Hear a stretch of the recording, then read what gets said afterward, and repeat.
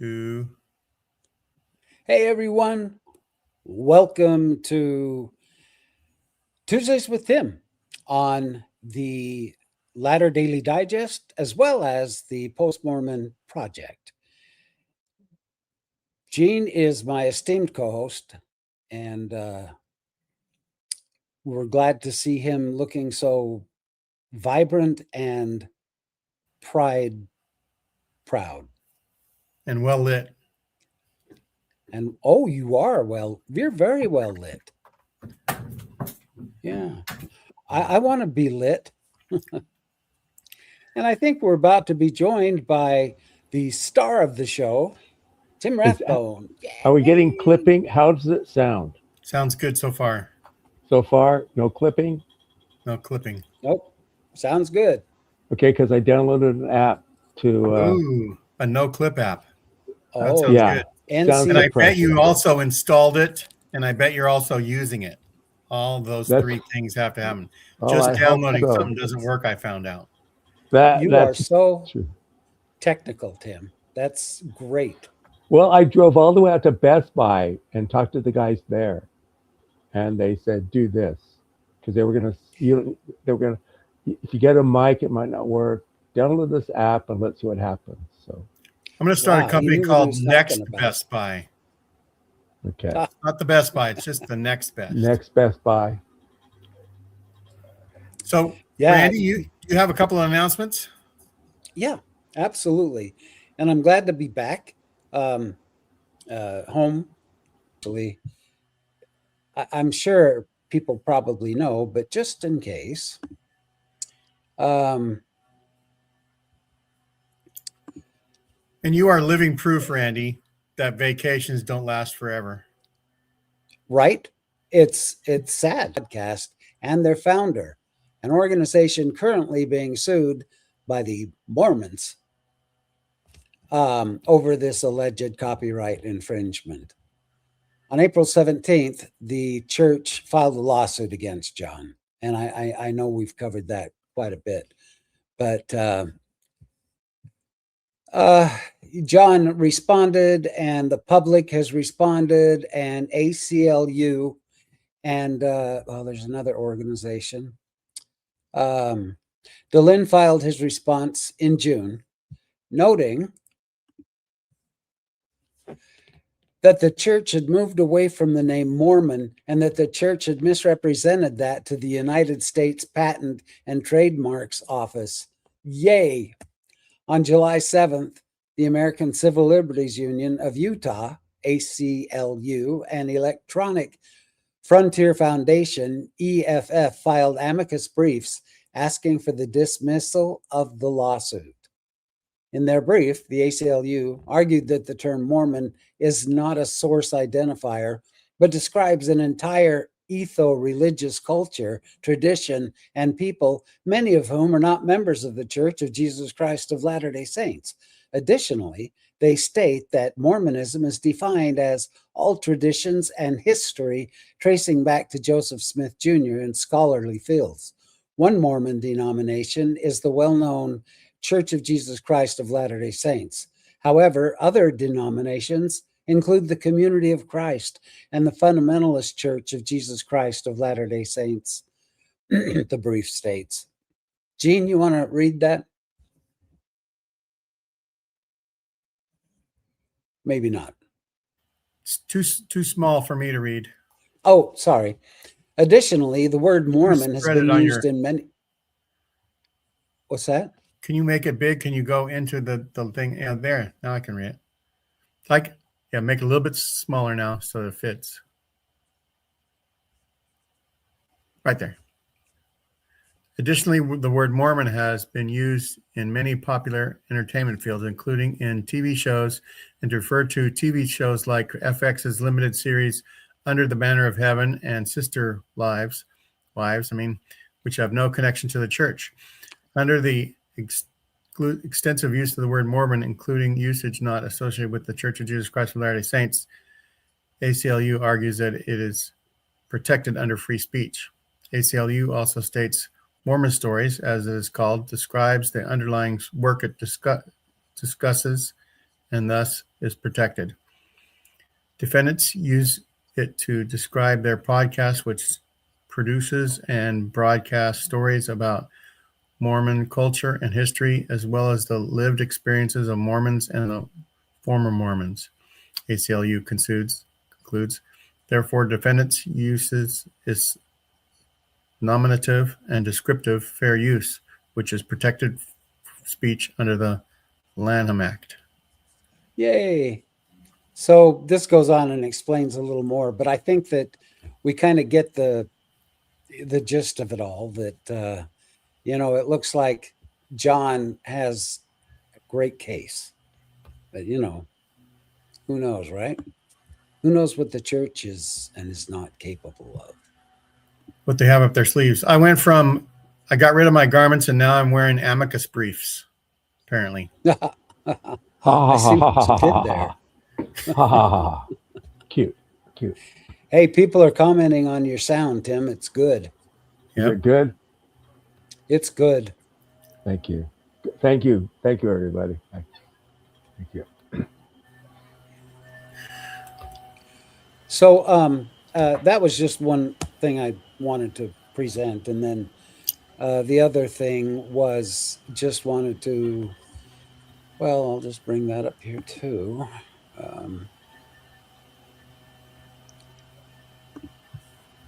Sorry, brothers and sisters.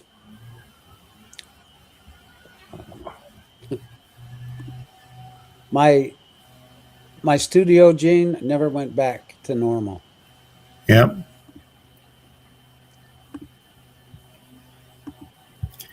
This is a very sad story, and we would certainly express our condolences. A Utah social media. Oh, wait. Want me to add it? I'll add it to the stage. Okay, it's there now. Yeah. Okay. And then Thanks. There was another one today that Rebecca talked about. Some girl. Oh no! Oh, that committed suicide.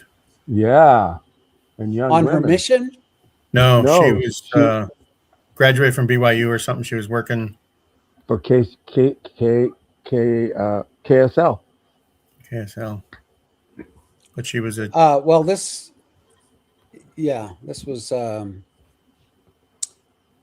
August 10th is when this was published. So I guess he was killed.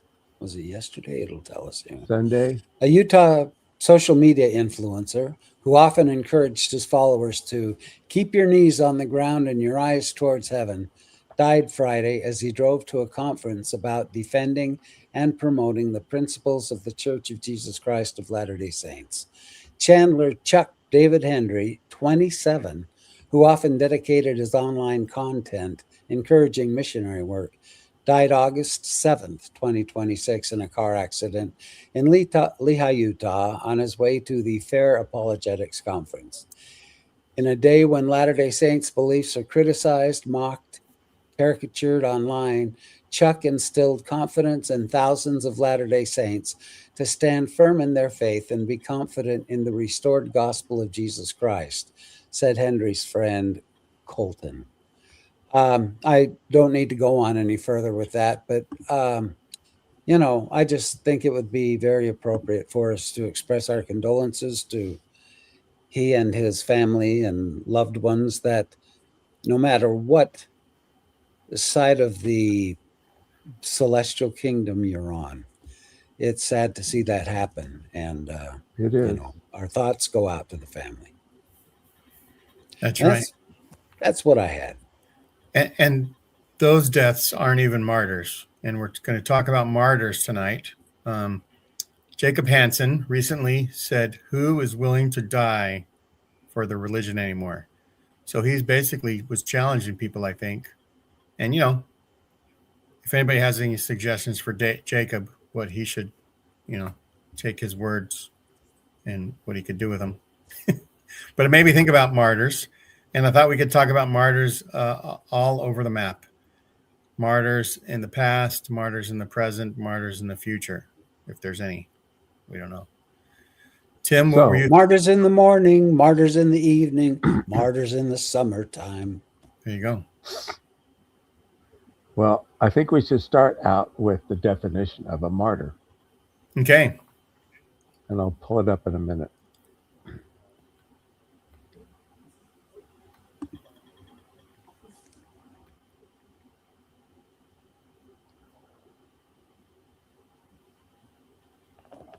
How about 58 It's- seconds?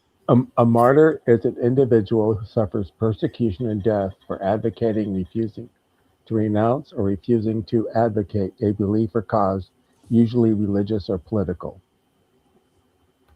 Who would you say are the top martyrs of all time in history?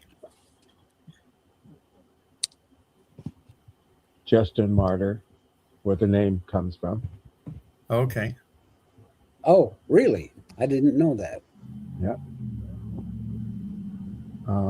What about is it Socrates? Would he be considered Socrates a could martyr? be considered a martyr. He committed suicide. Yeah. Because he was sticking up for his rights to influence the youth any damn way he wanted. That's right. I would consider him a martyr. What about any religious martyrs in the Middle Well, Middle see, Ages? Here's a problem with the book of the martyrs that we all know about, of how the 12 were killed. We don't know if that any of those really happened. So there's no historical evidence for it. Mythical Stories. martyrs is what you're claiming there. What about Martin Luther King? Would he be considered a martyr? I would consider Martin Luther King a martyr. Yeah, I would. Yeah. definitely. Died for defending Bobby his Kennedy, cause. I would consider Bobby Kennedy a martyr. Our lifetime, Kennedy and King. Of course, yeah. JFK was. Trump is a just miss so far, and missed and missed and missed. Of all There's the a times for them to miss. That's because it was a planned event, but I won't even go there. That's right. There's a song by Phil Oakes about martyrs. There- He Phil wrote it Oakes. for The Phil famous Oakes. Phil Oakes? Oakes Phil or Oakes. the infamous Phil Oakes? I've never heard of Phil Oakes. Oh, he's a folk singer.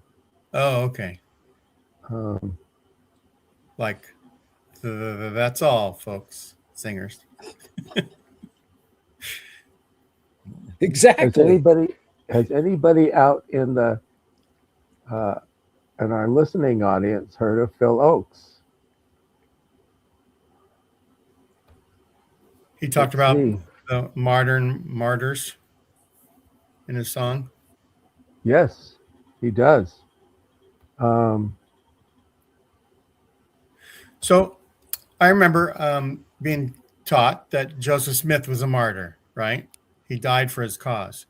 As I learned more and more and more about Joseph Smith, I think that he was either murdered by a mob.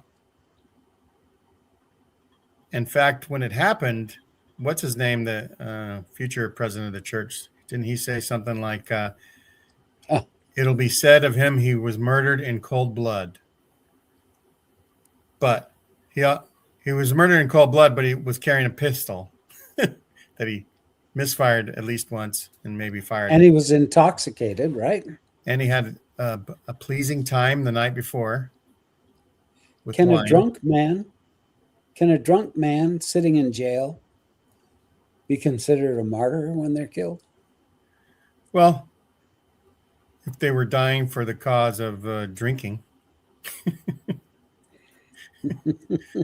They had I a whole believe- case of wine with them. Yeah. So Joseph Smith died of a case of wine. A lot of doctors A strong case of look into wine. that. A severe case of wine. A severe case of wine, a fatal case of wine. And that Joe willingly died, I was taught as well. And now we find out that his first choice was to leave the state, but he got convinced, hey, you lucked out on all the other times that the courts got you. You have a good track record. Phil Oakes' song is named The Crucifixion. He has one called Too Many Martyrs, where he talks about the The boy deaths. in Mississippi, and Kennedy, and others. And then he has a song called The Crucifixion. And probably And like about lynchings Kennedy. and stuff could be considered martyrs, but usually I it's, would consider those martyrs. yeah, the public doesn't normally consider that unless they're famous or something like that. But I would consider them to be martyrs as well. Yes.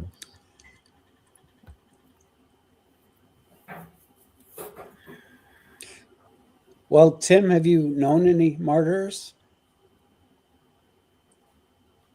Or someone you would consider to be a martyr?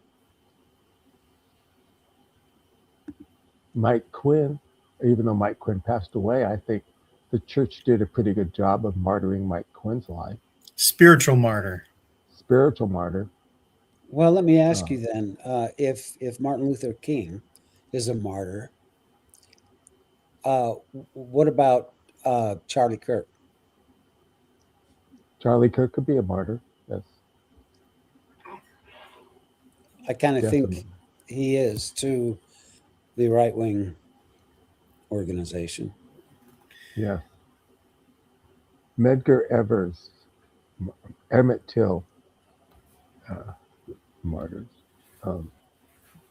The boys that they buried in the dam for the civil rights movement, those would be considered martyrs.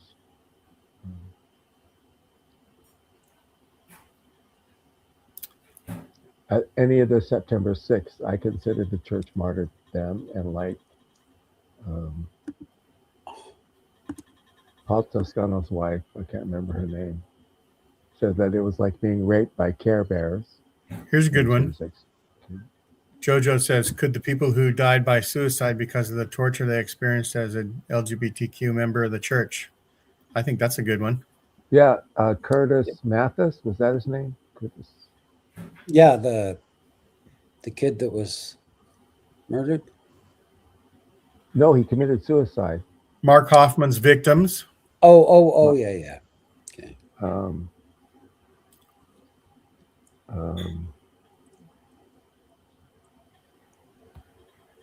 Trevor says being a martyr is not necessarily a good thing. That's possible. It's not. That's right, Trevor. It's not a good thing. You know who I think are martyrs are those servicemen who died fighting for our freedom, and the law enforcement and fire personnel who lose their lives trying to save others. Yeah, that's a How many selfless act. martyrs were created during 9/11? 3,000 something. Yeah. They died innocent. Well, I mean, yeah. The people that rushed into the fire to save people, in my opinion, Yeah. are total martyrs. The guys in the stairwell when it collapsed. Right. Pioneers who died on the trail could be considered martyrs. Okay, Tim, name them. I'm just teasing. Do we know how many pioneers died on the trail? Is it in the hundreds? Probably. They talk about it almost like 1/3 of the people died, but I know that a lot of Well, people the did, travesty of the handcart companies. right? The the handcart William Martin. companies. Those almost could be murdered by Brigham Young's. But Yeah. I've heard also that the company also chose to leave late when they could have stayed. But you didn't have the weather reports as like we have nowadays. They knew. Let me see if we get a figure on how many pioneers died. So can we bring some people in now? Sure. We're not having an Between earthquake, by the way. 1900 and 6,000 Mormon pioneers died. That's quite a spread. That is. Between 1847 and 1868. How many migrated between those years? 56,000 documented pioneers, 1,910 documented deaths.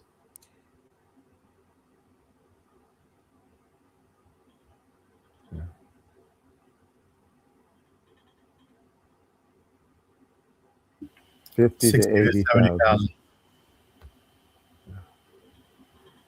Malcolm X, a martyr. Martyr is in the eye of the beholder. I love that. And martyr could be in the eye of the beholder, right? That's The right. Well, the Iranian leadership that got bombed, they could be martyrs to the Iranian people. everybody that's killed in the genocide is a martyr. Every Palestinian killed in the genocide is a martyr.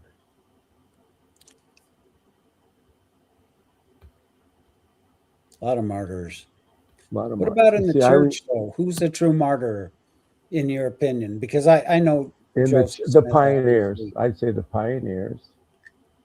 I don't think Oh, Joseph and Smith is a true martyr because Mountain he Meadows had a Massacre. Maybe he wasn't a martyr. I'm just saying, I know we've mentioned him. Yeah, The pioneers, the Mountain you're Meadow not told that he Massacre. shot back. He had a weapon. He shot back. He fought Yeah, back. he did not die innocent with innocent blood. Yeah, martyrs don't fight back. Gotcha.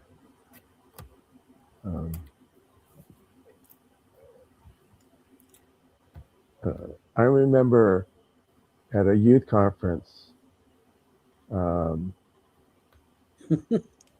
where they showed how the guy had a paper person on a hanger saying, "Would you deny Jesus Christ?" And he starts to burn it like it's us, don't ever deny Jesus. And this paper guy burns up. Jojo has a good point. Read that What- other what? one, the first one, Randy.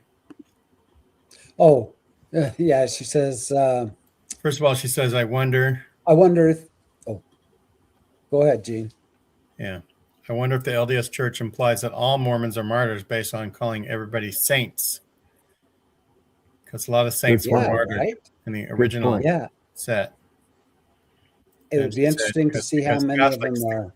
The concepts of saints is very different. Yeah, you have to. What is it when your body is preserved after death? Embalmed? No. It's a certain type of Mummification? well, it's. I'm just saying, there's a term where the body that should decay, for instance, in a glass casket, Miraculously? stays. Well, yeah, Almost. there's It's a term for preserved. it. There's a specific term for exactly what I'm saying. I'll find it. Yeah. Talk amongst yourselves. Malcolm X was a hero.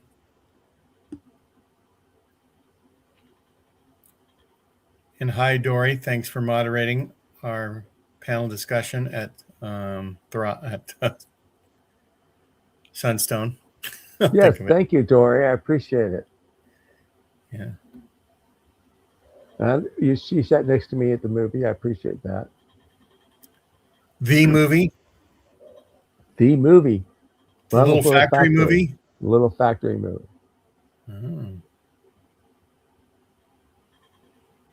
Yeah. Trevor says all words mean different things to Mormons. That's true. A true martyr is one who is dissatisfied with everything and everyone. Yeah. That's setting yourself up if you're mad at the world. That's pretty true. Is anybody coming on? Yeah. So Alex, you ready? And Laura? We'll add Laura first. And then Ladies first. Alex. Hi, Laura. I have to say first, the term is incorrupt. When a body is incorrupt, meaning it doesn't decay, they're automatically a saint. Incorruptible, yes. I would suggest that we tighten the bounds of martyr a bit. Hey, Alex. Okay. Hey, Dave. A martyr is somebody who willingly dies for their beliefs and convictions. Yes. So pioneers, yes. El Malik El Shabazz, yes, because his house had been firebombed. He kept saying toward the end of his interviews with Alex Haley, it's only a matter of time. They're coming for me. Right. Yeah. And he kept speaking out. He never got the police protection that he was offered. But I don't think that it's anyone who speaks out just because there's opposition doesn't make them a martyr. They have to be willing to die for their beliefs. Or they Socrates do was a die great for their example. beliefs. Yeah, Socrates. Yeah. What Diamond Dave? Galileo.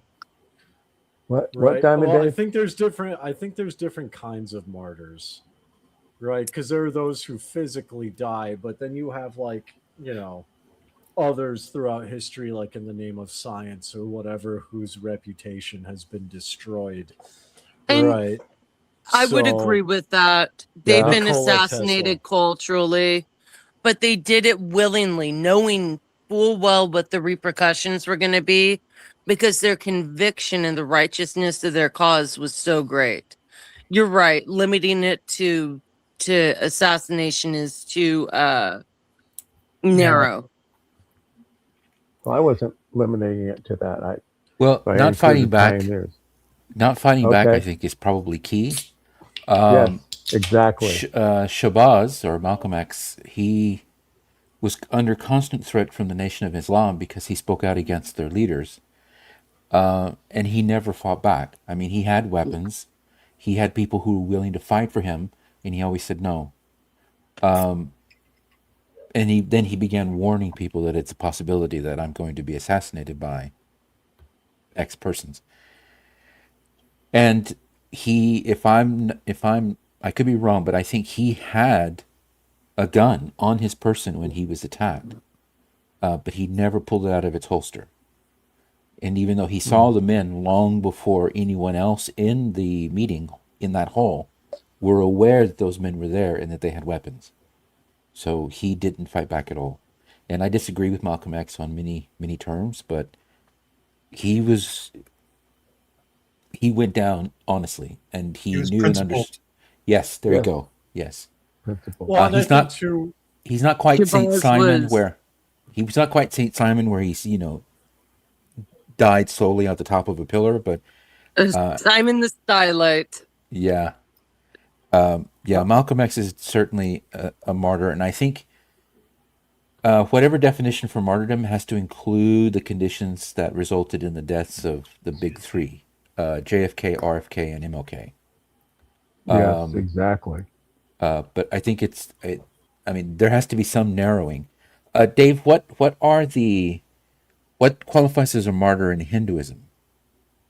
To be called a sage or something else? well, I mean, it's literally just being true to the faith to the very end, right? Regardless of what may come. And when it comes to like Hinduism in like other parts of the world, especially India, many people, like, if you're the majority of the religion, you don't think you're going to be attacked, tortured, or killed for your beliefs. But in India, you very well can be. That is a thing, especially with Pakistan on your border, right? So I do disagree with part of that, what someone said earlier, where in the chat, where you have to willingly to decide, right? I think it's just simply, in my belief and my lens of Hinduism, it's simply living out your dharma, following your duty regardless of what may come, not even caring about what may come, because that is your duty, right? And if it's martyrdom and Is it similar to martyrdoms- Buddhism? Is that similar to Buddhism, where you realize that you're at the bottom of the wheel and you're about to be crushed, but you don't do anything about it? Is that similar? It can be, it depends. And that's where it gets complicated, because Yeah. in the military, for instance, the Kshatriya caste, right, they're referred to as martyrs. They die for the country, they die for Hinduism, right? And so it's literally fighting for one's faith or living one's faith to the very end. And there are cases in the Mughal invasion of where Islam invaded India, the Mughal invasion, women, instead of being sex slaves, they set themselves on fire and burned themselves alive. To this day, they are considered martyrs. Yeah, I'd say so. Because they are willing to preserve their identity to the very end, no matter the cost, because it's not the physical that matters, it's that duty. And so to, like, answer the question of Mormon martyrs or masters of their own myth, I think it depends on the person, because there are cases tragically where Mormon missionaries have been attacked, and in some cases Mormon missionaries have been killed, and they weren't expecting it. They went on their mission, they were excited to do it, right? Mm-hmm. From the Hindu lens, I would consider them martyrs, and I would honor them as such, especially that regardless of the problems in the LDS Church, and regardless of the problems of the first presidency, those 18, 19, 20-year-old missionaries, they go out, they legitimately, in many cases, want to help others, and they are attacked and killed for doing so. And in my opinion, that is respectable. That's right. I know that Alex is faster than the title martyr. Right, Alex? You don't want the title martyr. You're going to turn and run as soon as you see a threat. Well, I've always understood martyrdom to be someone who does not sacrifice their own ideals in order to preserve them. So Exactly. Christ did not sacrifice his own ideals to preserve his own life. Then you have the opposite, those who self-martyr themselves, like Saint Simon the Stylite. He experienced stylitism, which means he lived at the top of a 50-foot pillar until he essentially rotted away. Because he was so weary of harming others. He was so fearful that he would have to compromise his love for God's creation in order for him to continue living. That's a kind of martyrdom that's quite compelling. So I have a hard time believing that either of the Smith brothers were martyrs. But I think if I had to call one of them a martyr, just one, it would be Hiram. Because Yep. Joseph Smith tried to flee. Joseph Smith grabbed someone else's weapon and shot through the door. Whereas Hiram stayed on the door trying to keep the mob from coming in. And he got shot in the face for it. Yeah. I mean, I'm not sure if he died right away, but it was certainly a very painful, excruciating death. Unlike his brother, who fell out of a window and likely broke his neck right on contact. So he got the quick way out, whereas Hiram suffered to the end. Continually to be his brother's fixer, his brother's loyal soldier, and that's another kind of martyrdom I think deserves some attention. So if there was Well, it anyone, doesn't have to be religious. I mean, I remember, like, what was it? There was a mass shooting at a school, and I forget what it was, but this kid put himself against a door. It's like this 12, 13-year-old kid in America. And he held himself against the door and was shot repeatedly through the door, but the shooter could not get in. He saved the teacher and everyone else in the class. And his last words, according to friends and family, were, "It was the right thing to do." Now, he wasn't religious, but I would, like, at least from the Hindu lens, I would consider him a martyr in that regard, because he gave up his own life to save others, on the ideal that it's not even just God told me to do this. It was just no one should suffer. And if anyone should suffer, it should be me. yeah, In the same vein, during the January 6th domestic terrorist attack, one of the guards, the police officers, and his race is relevant, otherwise I wouldn't bring it up. He was African American. He knew where he could go for safety, where everybody was holed up, where all the Congress people were holed up. He deliberately led the lynch mob, which is what they were, in the opposite direction. Yeah. Yes, he lived. I don't know if it was religiously motivated, but I do know it was certainly ethically and morally motivated. And I think that expands upon your point, Dave. You know, you don't have to die to be a martyr. It's the conviction that I mean, he risked Mark. a death that I can't even imagine at the hands of those monsters. Yeah, well, I mean, who was the guy? And I mean, I remember seeing a tribute to this guy repeatedly on, just every 9/11 I see it.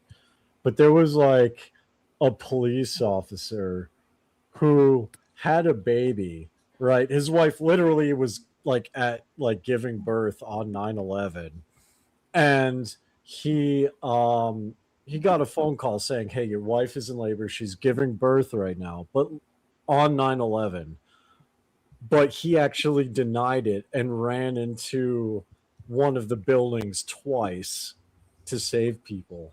And on the third time when he went in, he did not come back out. Yeah. Right. I don't remember this guy's name, but I would consider him a martyr because he gave up like not only his own life, but he gave up his own family, and he rescued more than 20 people. Like there's a whole tribute to him. I think what we're settling Alex knows who I'm talking about, but yeah, like there's this dude who just like kept going back, and he's like, I do not care. Like I think what we're settling on is that there are degrees of martyrdom, and there are different classes of martyrdom. It's very similar to Catholic sanctification. People assume that once you're recognized as a saint, or once you're canonized, you're automatically a saint. But that's not how the process works. It goes through degrees. It's a bit like knighthoods, or even being a Freemason. First, you're a servant of God, servus Dei. Then you are blessed. Then you're venerated. So you're veneratus. You're venerable. And from Venerable Bede never quite made it past that point, did he? right. No. And then once you're venerable and your achievements and your hagiography is compiled. So a hagiographer is someone who compiles a biography of someone who's on they're on their road to sanctification. So you have servus Dei, then you're venerated, then you're blessed. So you have for the longest time before John Paul II was made a saint, he was the blessed Saint John Paul II. And then after being blessed, then you are then recognized as a saint, and that's the hardest one to reach. So going from venerable to blessed is really hard, and then many people don't quite make it past that point. And then from blessed to saint is even harder. So my question on that. So I think martyrdom probably has a similar scale. Is what I'm getting at.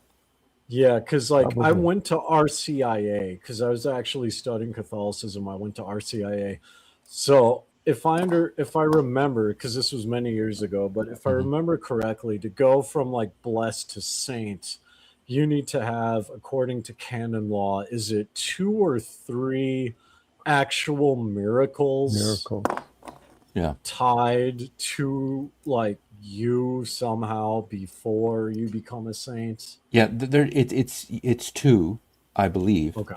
It's changed recently, but that it's more of it's one of the many tests that are asked for that you have to pass before you're recognized. Now, the Curia, the Roman Curia, so all the cardinals essentially function as a senate. So they're brought together in what's called the Curia or Curia Romanum. And they can unilaterally vote in the affirmative for anyone to become a saint. So the recent popes, I think there were 5 that were canonized as saints. They didn't actually go through any tests, and there's no, as far as I'm aware, there's no miracles attributed to any of the popes that were sanctified, including John Paul. But that's one of those tests that it's usually someone who is unknown, who doesn't have a verifiable biography, but there are miracles attributed to that person. So the church says, okay, this person can be recognized as a saint because they passed this last test. Yeah. Yeah, it's a little bit different than Hinduism because there are, like you were saying, and this is something I would agree with, there are degrees of martyrdom, but in Hinduism, there's also different kinds of martyrdom. Yeah. So one of the more common ones you may have heard of is blood martyr.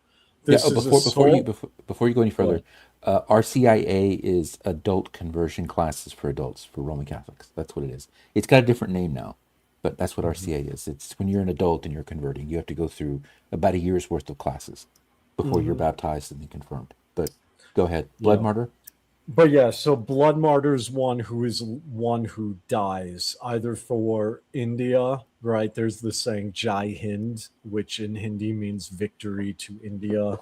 Jai Shri Ram, victory to Lord Ram, right? So blood Yeah. martyrs are one who literally give their lives, and it's there are like gurus, pandits, swamis that are considered martyrs in a different way, but blood martyrs are like mainly the Kshatriya caste and just people who die for the Hindu faith or die for the country. And you can actually go online and see, soldiers of various castes laid out. Their bodies are shot up and people are kissing their feet, literally. Because there's just such a respect and veneration for someone who is willing to give their lives. I remember reading or like a series of documents and watching a documentary. I forget the guy's name off the top of my head, but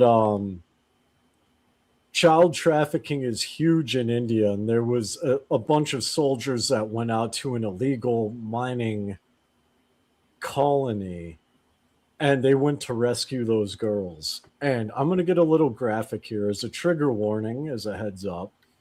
But this soldier pulled girls out of a burning building. He was rescuing the girls, right? They were evacuating the girls. His buddy next to him was unalived.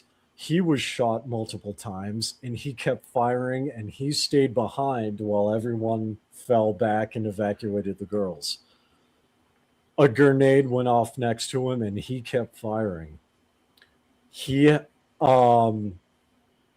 just kept fighting. His head was blown off, and they when they went back to secure the area, they found that after he was dead, his finger locked around the trigger, and he kept firing even though he was dead. And he took down like 10 or 11 people just because, he's dead, but his finger's locked because of rigor mortis and the gun is spraying everywhere, right? He took down 10 or 11 like traffickers, and he was awarded several medals for it, right? And he was one of those people that's considered a blood martyr because, like, even after death, he kept fighting for the preservation of the culture, the religion, and the nation.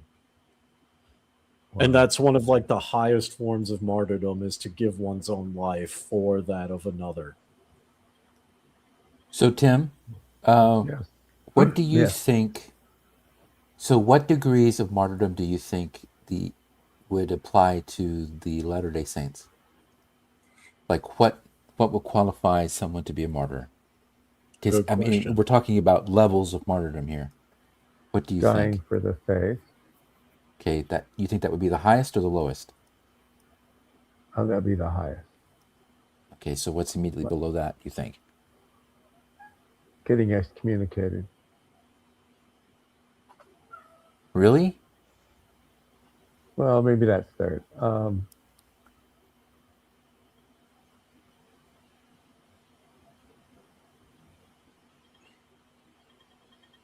There's a Dying, huge yeah. price to be paid for excommunication. Shunned. Somebody who dies. That's if you die for your faith, I can't think of anything above that. I can think of something higher for that, because dying for the faith is important. And I say this as a dying Hindu. for your children. Yes, dying for the family. Specifically. Yeah. So that's specifically because, again, just as a Hindu, dying for the faith, sure. Dying for the country, of course.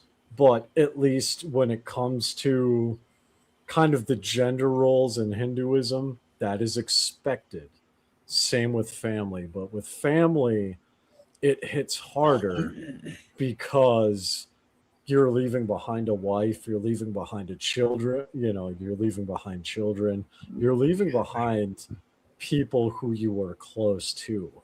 So I would respectfully say, just from my faith, dying for one's children, regardless of faith, regardless of one's beliefs or ideology, or even dying for somebody else's children, I think that is, in my faith, that is the duty of men, and that's one of the higher forms of martyrdom. Yeah. You know who Yeah. I think Outside is of faith. a good example of a martyr? I don't know if any of you remember Pat Tillman. Yeah. From the I NFL. remember. I watched him Yeah. play at Arizona Yeah. State. Football player Yeah, who he's along me in enlisted. age.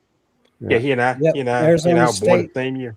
I watched him play at Oh, Arizona State. really? He and Jake Plummer. Yeah, Yeah, he was there when Yeah, I he was a lived there Marine. in Arizona. So Yeah, he chose played with the Cardinals. after he got a fat contract with the Cardinals. Yeah, he sure chose did. to go fight for his country after 9/11, and he Sure lost did. his life doing that.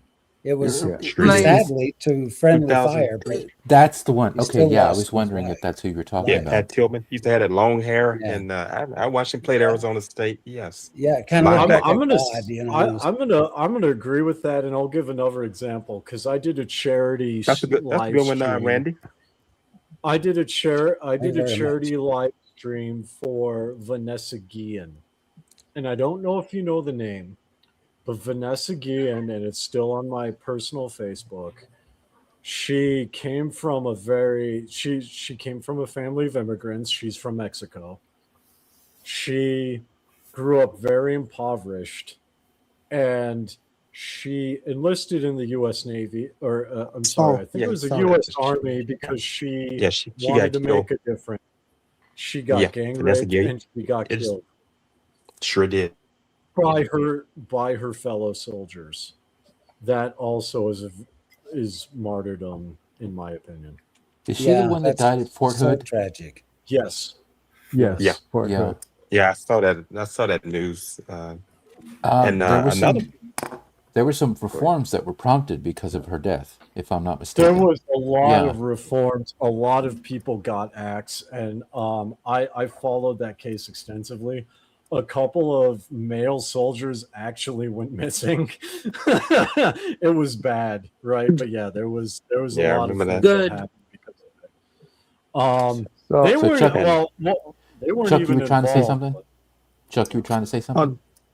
Yeah, you talking about Martin, and it's a coincidence. You was just talking about missionaries. By the way, I work at a restaurant at Olive Garden here in Monroe. Yesterday, some LDS missionaries came in the restaurant yesterday. 3 ladies came and they had their name tags on.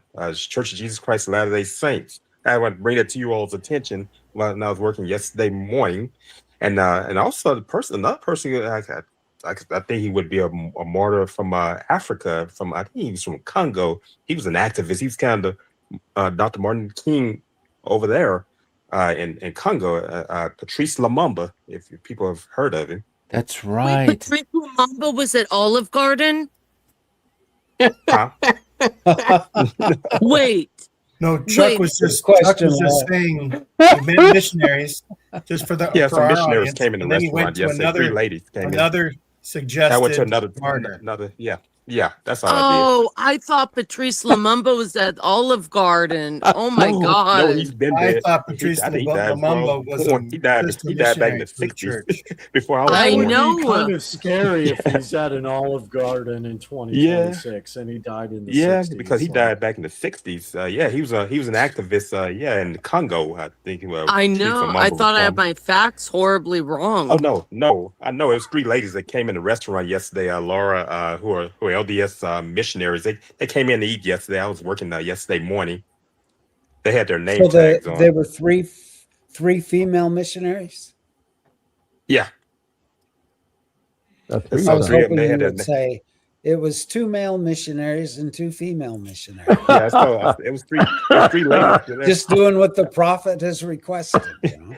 Yeah, I saw that. I saw the name tags because because I've been wondering while I was working, I was all around the restaurant because one of them asked me and said, I said, where's your restroom located? I said, we just go in this direction. I was telling them just go in the direction where to turn, and that was Chuck, from yeah. now I on, see when you they see come in right quite a bit. missionaries, tell them, hey, don't look it up now, but when you get off your mission, go check out Tuesdays with Tim or the Salt Lake Expositor. I think They my do come first to the restaurant. I see them quite a bit in the restaurant. They come in there with their name tags on. what Laura, if I walked into I've an seen the Olive guys Garden, come too. if I walked into an Olive Garden and I saw Patrice Lumumba sitting there eating some breadsticks, the first question I would have is, what the fuck are you doing here? No, Yes. he died back in the 60s. I think it was in the 60s I when he was know. killed. I thought, my God, are my facts so wrong? Yeah, no, I just happened to segue into another one. I was just talking about him and after I was talking about seeing them at seeing the missionaries at Olive Garden. Yeah. Chuck, Trevor says that will you please ask them to explain the priesthood ban to you? No. They, I wouldn't do that. I wouldn't even want to engage in that conversation with. Hey, it'd be like a guy in my mother used to work in a town named St. Joseph, Louisiana, Tensall Parish, not far from here, and there's a guy he used to sit out there on the porch waiting for the Jehovah's Witness. He said he loved to argue with the Jehovah's Witness, and then I think he didn't let up on him, and he said, but what happened? They would see him. They get to walk in the area. When they saw him, they went in the other direction, and he was just ready for him. He wanted to argue with him. He's that kind of guy. When you come on here, Chuck, damn it, I wish that you'd bring a big basket of the breadsticks that you get. The breadsticks. Yeah, you can eat that. Share 'em with Yeah, everybody. it's good. It's good with Alfredo sauce, and the tomato sauce. That. marinara. Yeah, that's all good. And chicken and gnocchi. Breadsticks are good with all of that. Yeah, We need to go to a Monroe, But the Louisiana, and have spaghetti- church service. Chuck, I have Yeah, one I'm not- question. Does your store serve eggplant parmigiana? We sure do. We sure do. I love it. We sure do. Me too. I have to take my I wife see it. I see it prepped in the there morning. someday. My dad makes Yeah, the best I wouldn't do that Parmesan. personally. I wouldn't do that personally, just because missionaries are under enough social pressure and stress as it is, especially if they're sister missionaries. You know what I mean? Yeah. I would kind Yeah. of leave. I would be more No, but- concerned about the word being. Yeah. I was Also, concerned Chuck about their needs safety. tips. Chuck needs tips, and if they're bitches, they can say, you know what, he brought something long in the past. Yeah. Of course, they'll emphasize Yeah. that part. Don't jeopardize And your position in any way, Chuck. Yeah, I'm not a server. I'm not a server at the Yeah, I'm not a server at the restaurant. I'm a server assistant. I do the setups in the morning. Okay. Okay. Yeah, I'm not a server. I go around and I do the setups in the morning, like making the drinks, like the teas and the coffee, all those type things, the stuff they say you all can drink now. But and the raspberry lemonade, I do a lot of the cleanups around. I had a lot to clean up in the morning and try to get the place together before it opens. That looks to me like a difficult job, because I Yeah. see the preppers just flying Yeah, preppers through be the there in the restaurant, morning with the Yeah. food, putting the recipe together. Well, thank heavens y'all do your job. You do it well. Yeah. So I can have breadsticks. Yeah. So how many Yeah. breadsticks do you martyr every time you visit He said, Olive Gardens, Randy? breadsticks- Randy, those how many breadsticks go quick. breadsticks do actually- you martyr? I could martyr 10 or 20. He used to be able to breadsticks martyr a lot. I- Now he doesn't. I don't eat bread, so I can't. Yeah, you have to be. Yeah, martyr the older any you of them. become, you don't eat all of that. Well, hang on now. Quit calling me an old man, Chuck. Oh no! Hey, I can't talk about anyone.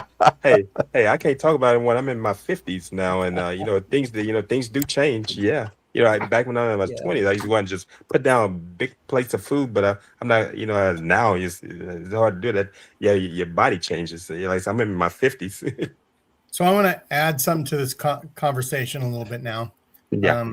There were lots of talks, I recall, where people would say, a lot of people are willing to, give their life for the church or Jesus or whatever, but they're not willing to pay tithing or do some of the little things, attend their meetings and stuff like that. And that's interesting because I once asked my TBM mother-in-law, who has since passed, but anyway, I asked her, what if the prophet said it's time to move to Missouri in preparation for Jesus to come? And she said, I wouldn't do it. She said, I'm old and I'm in my house. I've been in the same house for 50 years. I'm staying right here. Well, I mean, Well, the thing she about had some that is sense like in her. martyrdom doesn't necessarily have to be extreme because, as Alex and I have been pointing out, there's different degrees of martyrdom, and I think, at least from my view,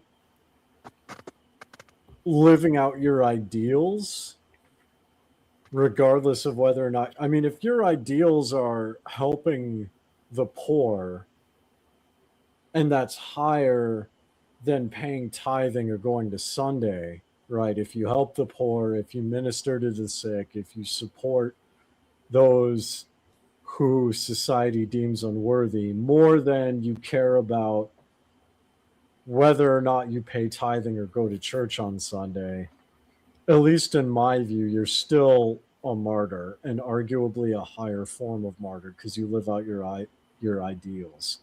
Because it boils down to duty, and duty doesn't necessarily depend on a checklist that someone else makes for you. Precisely.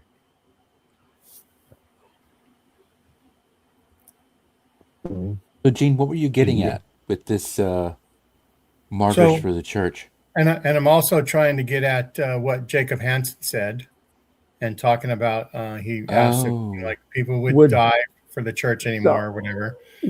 Would Jacob Hansen die for the church? I think he would. I think he would. What if somebody had a sign and said, I believe in Zeus, and they went to some church and blew themselves up? Would they be a martyr? No. Well, I heard you all talking about Malcolm X. You all do know he's in the Nation of Islam, but he started going to Mecca, and that's where all this stuff started. He started finding out about Islam, and I think there's some felt that they felt they were doing too much. That's stories got out there. They will get various stories about Malcolm X's life but he was going a different direction. I think that's what led to his assassination. Which just don't know what happened in 1965 to him, and I just don't know if you kind of say martyr, but that's kind of that's a great question there, because I don't know what was going on with Malcolm X, El-Hajj Malik Shabazz, and what was his thinking. He realized he was looking at those teachings where they had there within where he was, and he went to Mecca and he started seeing, like he started seeing people that look like you all, and he started seeing various colors, and he started changing his thought process. And I think they said, wait a minute, this guy is learning too much here. And yeah, the NOI was not Muslim. Maybe now they're more in line with Islam teachings and beliefs, but the NOI wasn't Muslim.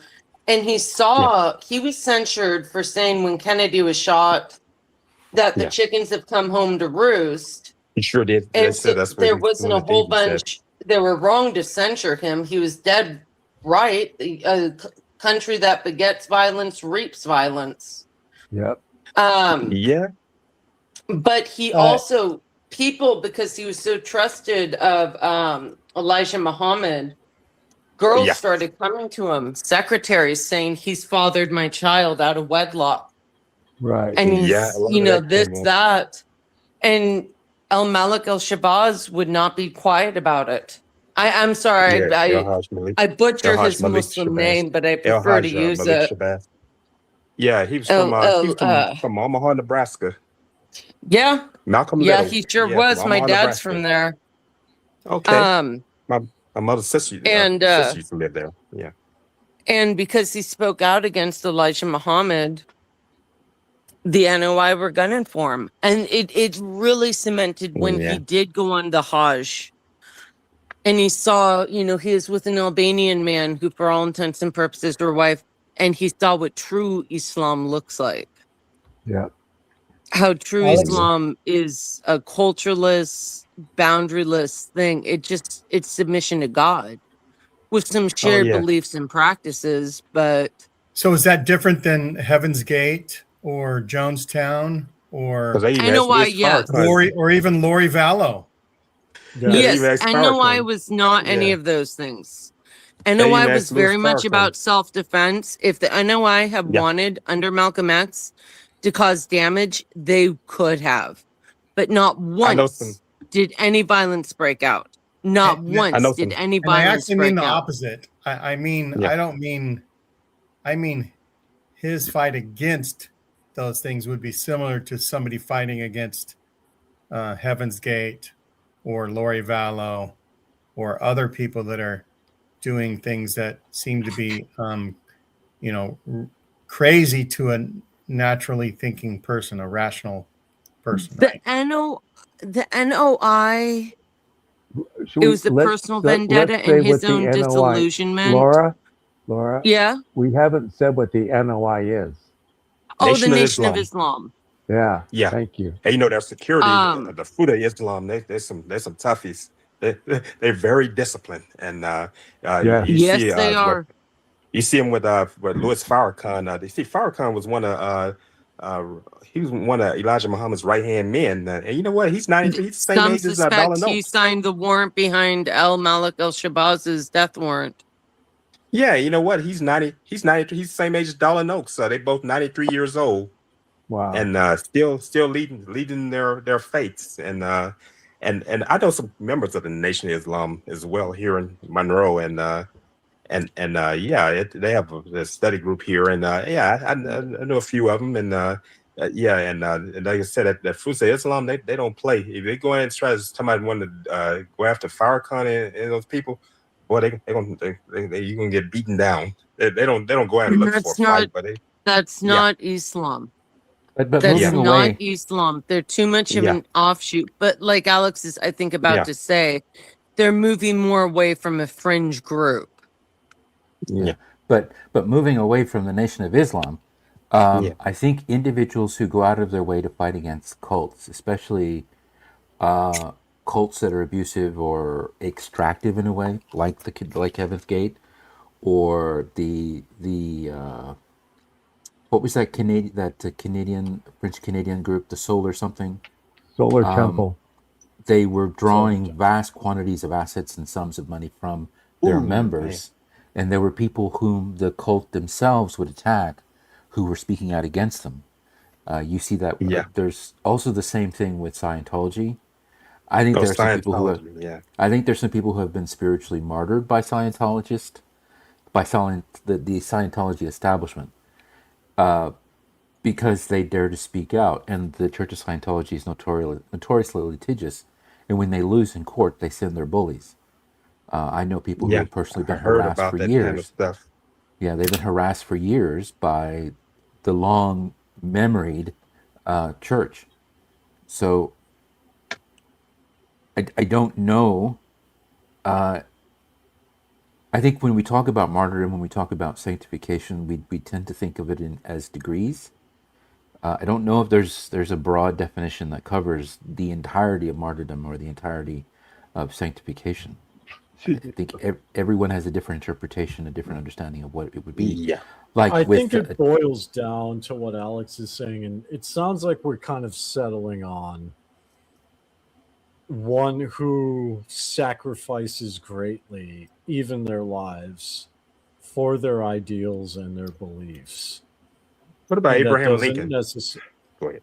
That doesn't necessarily have to be religious, and it Lincoln is doesn't even have to be necessarily death Lin- either. I think Lincoln is John definitely a Dehlin. martyr. Yeah, John No, Dehlin is. Lincoln. I'd be hesitant with John Lincoln Dehlin. was very reluctant to Yeah. allow integration Yeah. of Just- Black just to save the Americans Union. into Yeah. the wider white society. So Yeah. I think his opinions changed, and I think he's more known for a really bad summit he had. His opinions Yeah. did change. but I think However, what we run the risk but of I would doing. say John Dehlin is a martyr, especially now. You think, So you when think we No, talk- I Dehlin- would say no. I When would we talk- disagree with that. When we talk about especially American politics, we have this predilection here, especially those who are center left, which is a majority of ex-Mormons, to split the universe into black and white people. And that's very dangerous because we then exclude individuals who potentially could be recognized as a martyr simply because they don't align politically with whatever any one particular group that's making this decision believes. So I think it's also a fool's errand to try to come up with a broad definition of what martyrdom is, because it runs into the same problem. So you have the true believing Mormons who Douglas believe. would have been a martyr had he been assassinated. Who? Lincoln was swimming in the same milieu that Frederick Douglass and a lot of other people were. Eventually, he came around to more nuance. I Right, think so- ultimately he was martyred. But when it comes to presidents, they are effectively commanders of the military. So I think if there's one exception to martyrdom, it has to do with armed service, because the expectation is they would be acting with deadly force. So Lincoln was the commander in chief. So was Yeah, RFK. Commander-in-Chief. JFK. Yeah. You mean JFK, excuse me. RFK was not a commander in chief. So I mean, No, that's he's that he was real- U.S. Attorney General. Yeah. 'Cause, yeah. I guess that could also be as because RFK was U.S. Attorney General. Yeah. say in the top 4 of the line of succession. But what I mean, where do you draw the line as to who is a potential commander in chief? So it's that weird, uncomfortable zone. So like you have the Mormons who say X, Y, and Z person is a martyr. I don't think that Joey Smith is a martyr, but I think Hiram probably was. But he was also one of Joseph's enforcers, and he did some terrible things in his own right. But Speaking then of you- Mormons doing terrible things, real quick, Alex. yeah.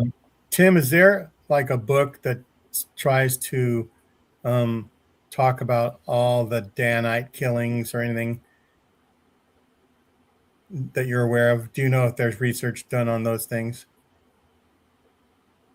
Are you frozen or are you thinking? I'm thinking.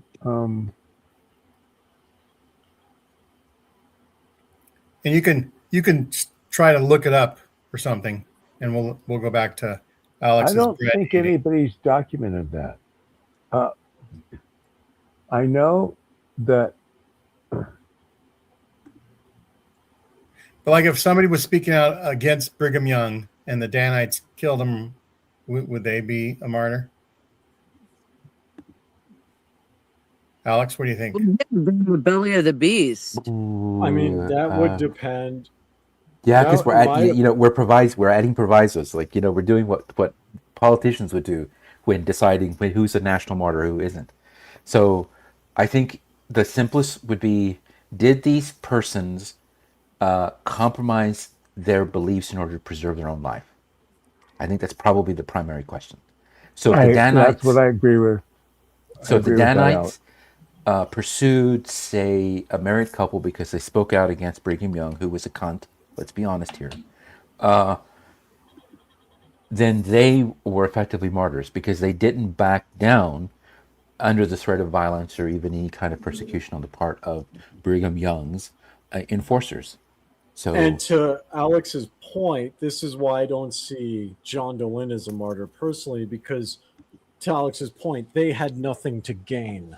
John Dehlin does. John Dehlin is gaining support. John Dehlin is gaining financial income in the form of donations to help fund his legal battle. I The highly true doubt martyr- it's going to cover the true value I think all he That's bought right. himself was He's a still lot of gay. stress, and the It Utah doesn't court matter. system is so skewed Doesn't matter. against the It doesn't Utah matter. courts. Yes, it does, Dave.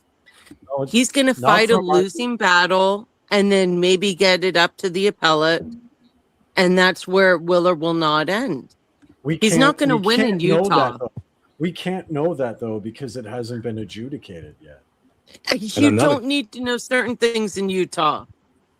Some things I are lived foregone in Utah. conclusions in Utah. I lived in Utah and I've seen, I've But you seen still Mormons get tips. lose Yeah, I do. cases in Utah, right? Like, He's up against the church. so I've seen people like win against the church. That doesn't matter. It hasn't been adjudicated yet. By definition, at least from my, he's not a martyr. I'm taking- I because see John he's Dehlin is dancing very around. much a martyr, at Well, least of the I mean, that's fine. excommunication, and I think of now very much so. And I people think could it's a be, tremendous that's risk that he fine, could but stand to the lose everything problem- in. One there's at a also a time. difference One at a between being a time. martyr- One at a time. Can I Slow fin- down. can I One at finish a my time. point? well, just a One at second. a There's a time. difference between being a martyr and sacrificing something for something else. Exactly. That was going to Yeah. be my point. Was there's a difference between being a martyr and sacrificing something. Just because you sacrifice something, or you sacrifice family, or you sacrifice aspects for your faith, doesn't automatically make you a martyr. When your pension is on the line, when everything you've worked for the past 20 years to build, when you could have been making $1 million or more per year in the private sector, plus benefits, plus So my life- comparable let's My pension. talk life, I about- can speak to Okay, that. I can just a speak minute. to that. Just a minute. Let's talk about Mike Quinn. Mike was at BYU. Was a full professorship. They fired him, let him go because of his writings on Mormonism. He tried to get jobs at Arizona State, Claremont, a bunch of colleges. Rich Mormons blocked his employment. Mike couldn't get a job at any school anywhere because rich Mormons blocked his getting hired. We could do a Did show you know next that? week about He Mormon pastors. lived on So- donations from friends. I gave as rich poor as I am. I gave Mike some money. Okay, So that there's a lived- difference between persecution and martyrdom. he was Exactly. persecuted. Yeah. He was persecuted. Nah. Yeah, that's what makes this conversation about martyrdom so uncomfortable for many people. Is there's not a clear delineation between someone who is prosecuted, someone who is persecuted, and someone who's martyred, because in modern English parlance, they all have the same definition roughly. Exactly. A Exactly. martyr is someone who embraces their persecution Yeah. So and you know, does the right thing regardless of the consequences. so I would In reinterpret English, that. yes. In I would- English, yes. I would reinterpret that to someone who does not compromise their ideals in order to preserve them. I think that's the broadest that we can do. That's also the most specific we can be, because how complicated these conversations can get. I mean, we almost came to blows, all of us, because we all disagreed at the same time. Yeah, I know, right? Okay, and let I me mean, get to back finish- to answering. I want to answer Gene's question.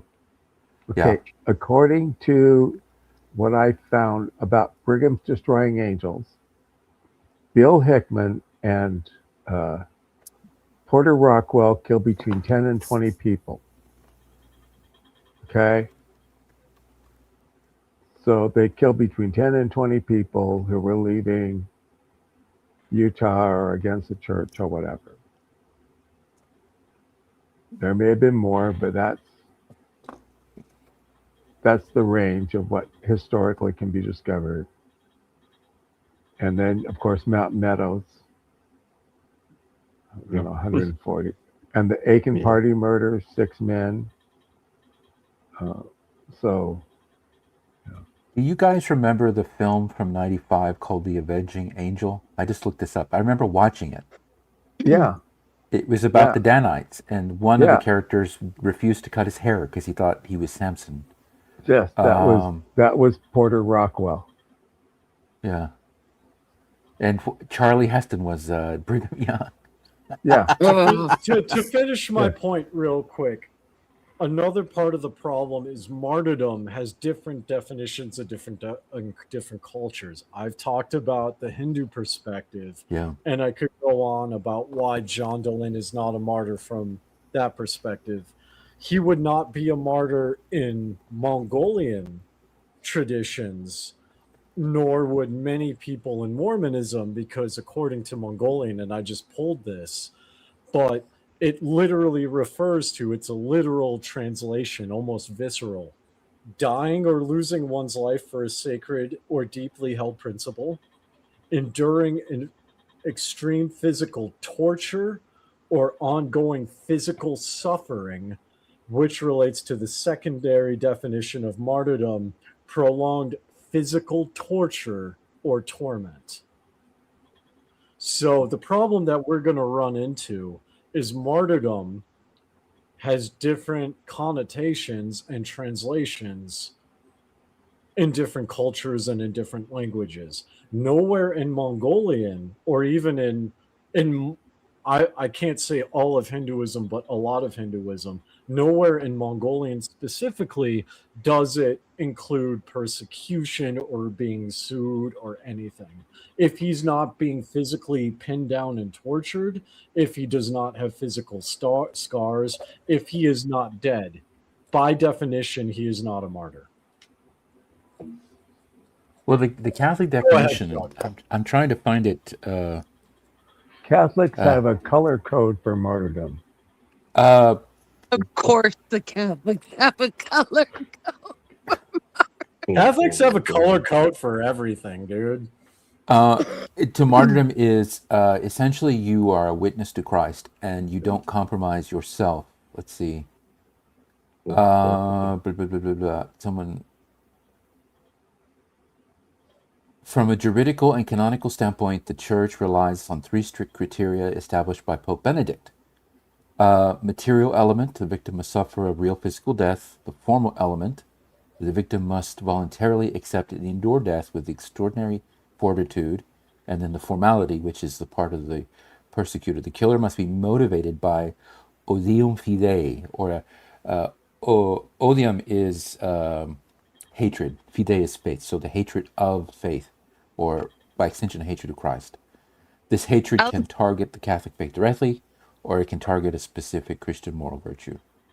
Alex, because we don't know his specific transgressions, how would you classify Boethius? Boethius? Because we don't know what it was.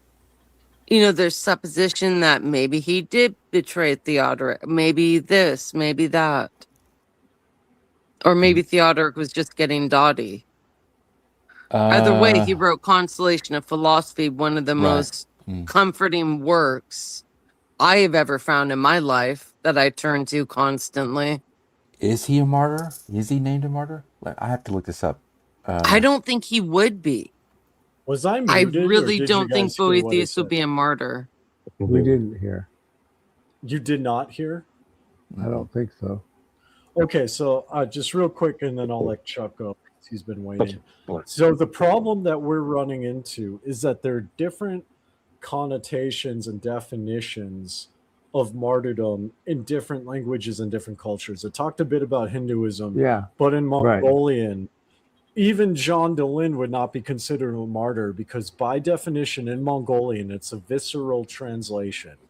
It means dying or losing one's life for sacred or deeply held principles, or enduring extreme physical torture or severe ongoing physical suffering, which relates to the secondary definition, right? So in order to be considered a martyr here in Mongolia, as well as in other Asian cultures, you must be physically tortured and you must be forced to recant and refuse to do so before you physically die.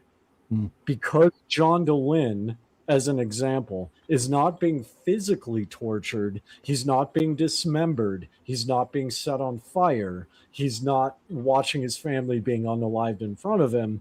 By definition, he is not a martyr. And that's the problem that we're Boolean going definition. well, and that's the point. What we're going to encounter, and Alex touched on this, and I touched on this too. We all kind of touched on this, is that there are different definitions for martyrdom in different religions, in different cultures, in different languages. It's not universal at all. What Right. good point, Dave. What were you gonna say, Chuck? You're talking about Martyr. Let's not leave them out. Back in 1965 in Selma, Alabama, Bloody Sunday. John Lewis Yeah. and Jose Williams on the front line being beaten by law enforcement coming across the Edmund Pettus Bridge. You kind of look at that. They were college students. See, John Lewis was in college at Fisk University. Look at how young they were. Look at Police how young all dogs, fire hoses, Yeah. maiming. Yeah. That meets the Yeah. Mongolian definition. They were an immediate threat Birmingham. of physical maiming. Oh yeah, John Lewis. My father met John Lewis. My father was in the civil rights movement in the early '60s. They're in Toulouse, in his hometown, Toulouse, Louisiana. They put their lives on the line to go out and try to bring awareness to all the injustices out there. Even getting people registered to vote, they were shot at.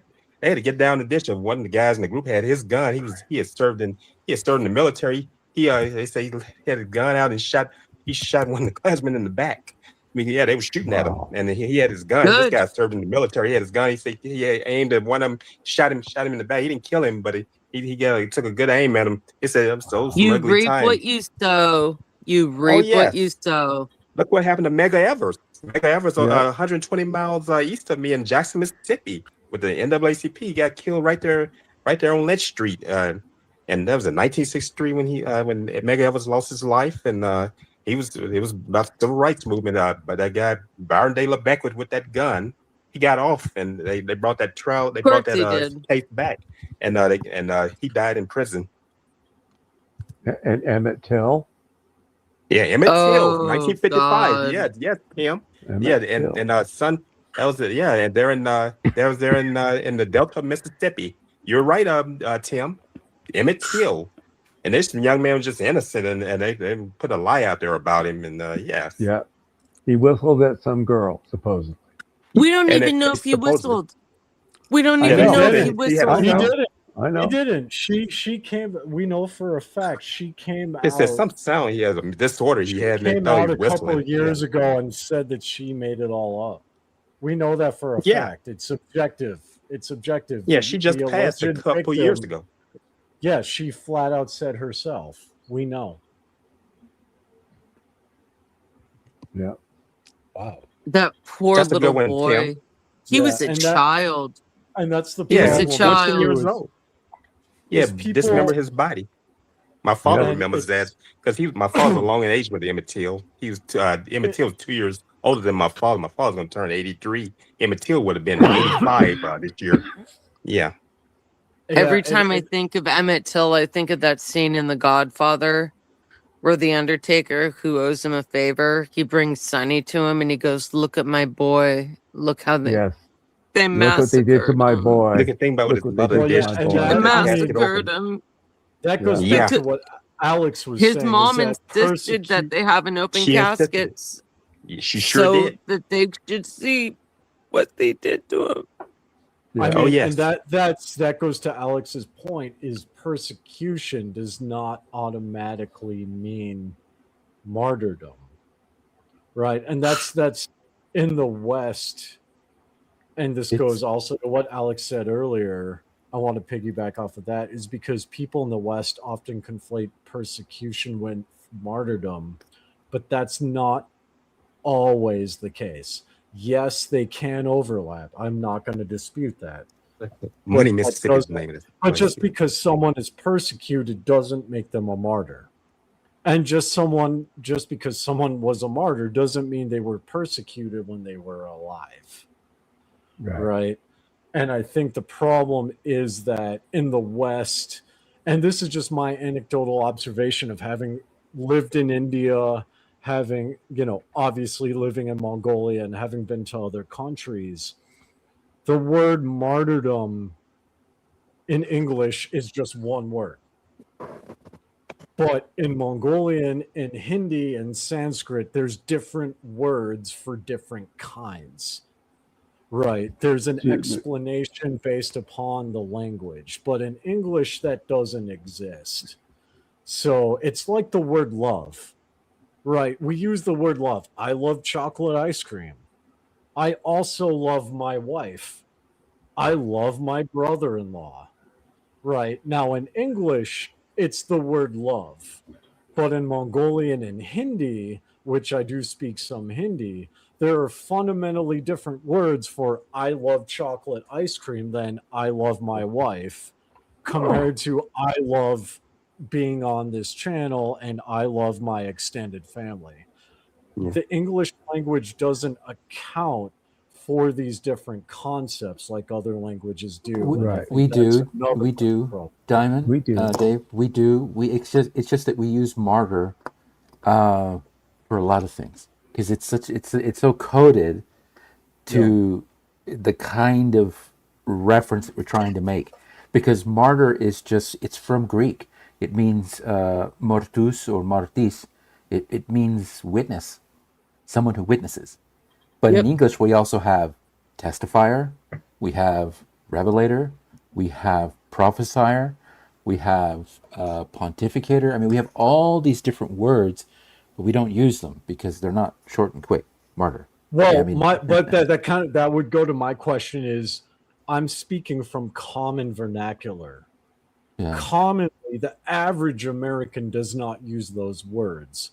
Compared to other countries, the average person will use these words for martyrdom or for love or for anything. And Right. that's really kind of my point is those words exist, but they're not used on an everyday basis. Because I know those words. Some people in the chat might know these words, but if you go and strike up a conversation with someone on the street, there's a good chance they may not have heard that.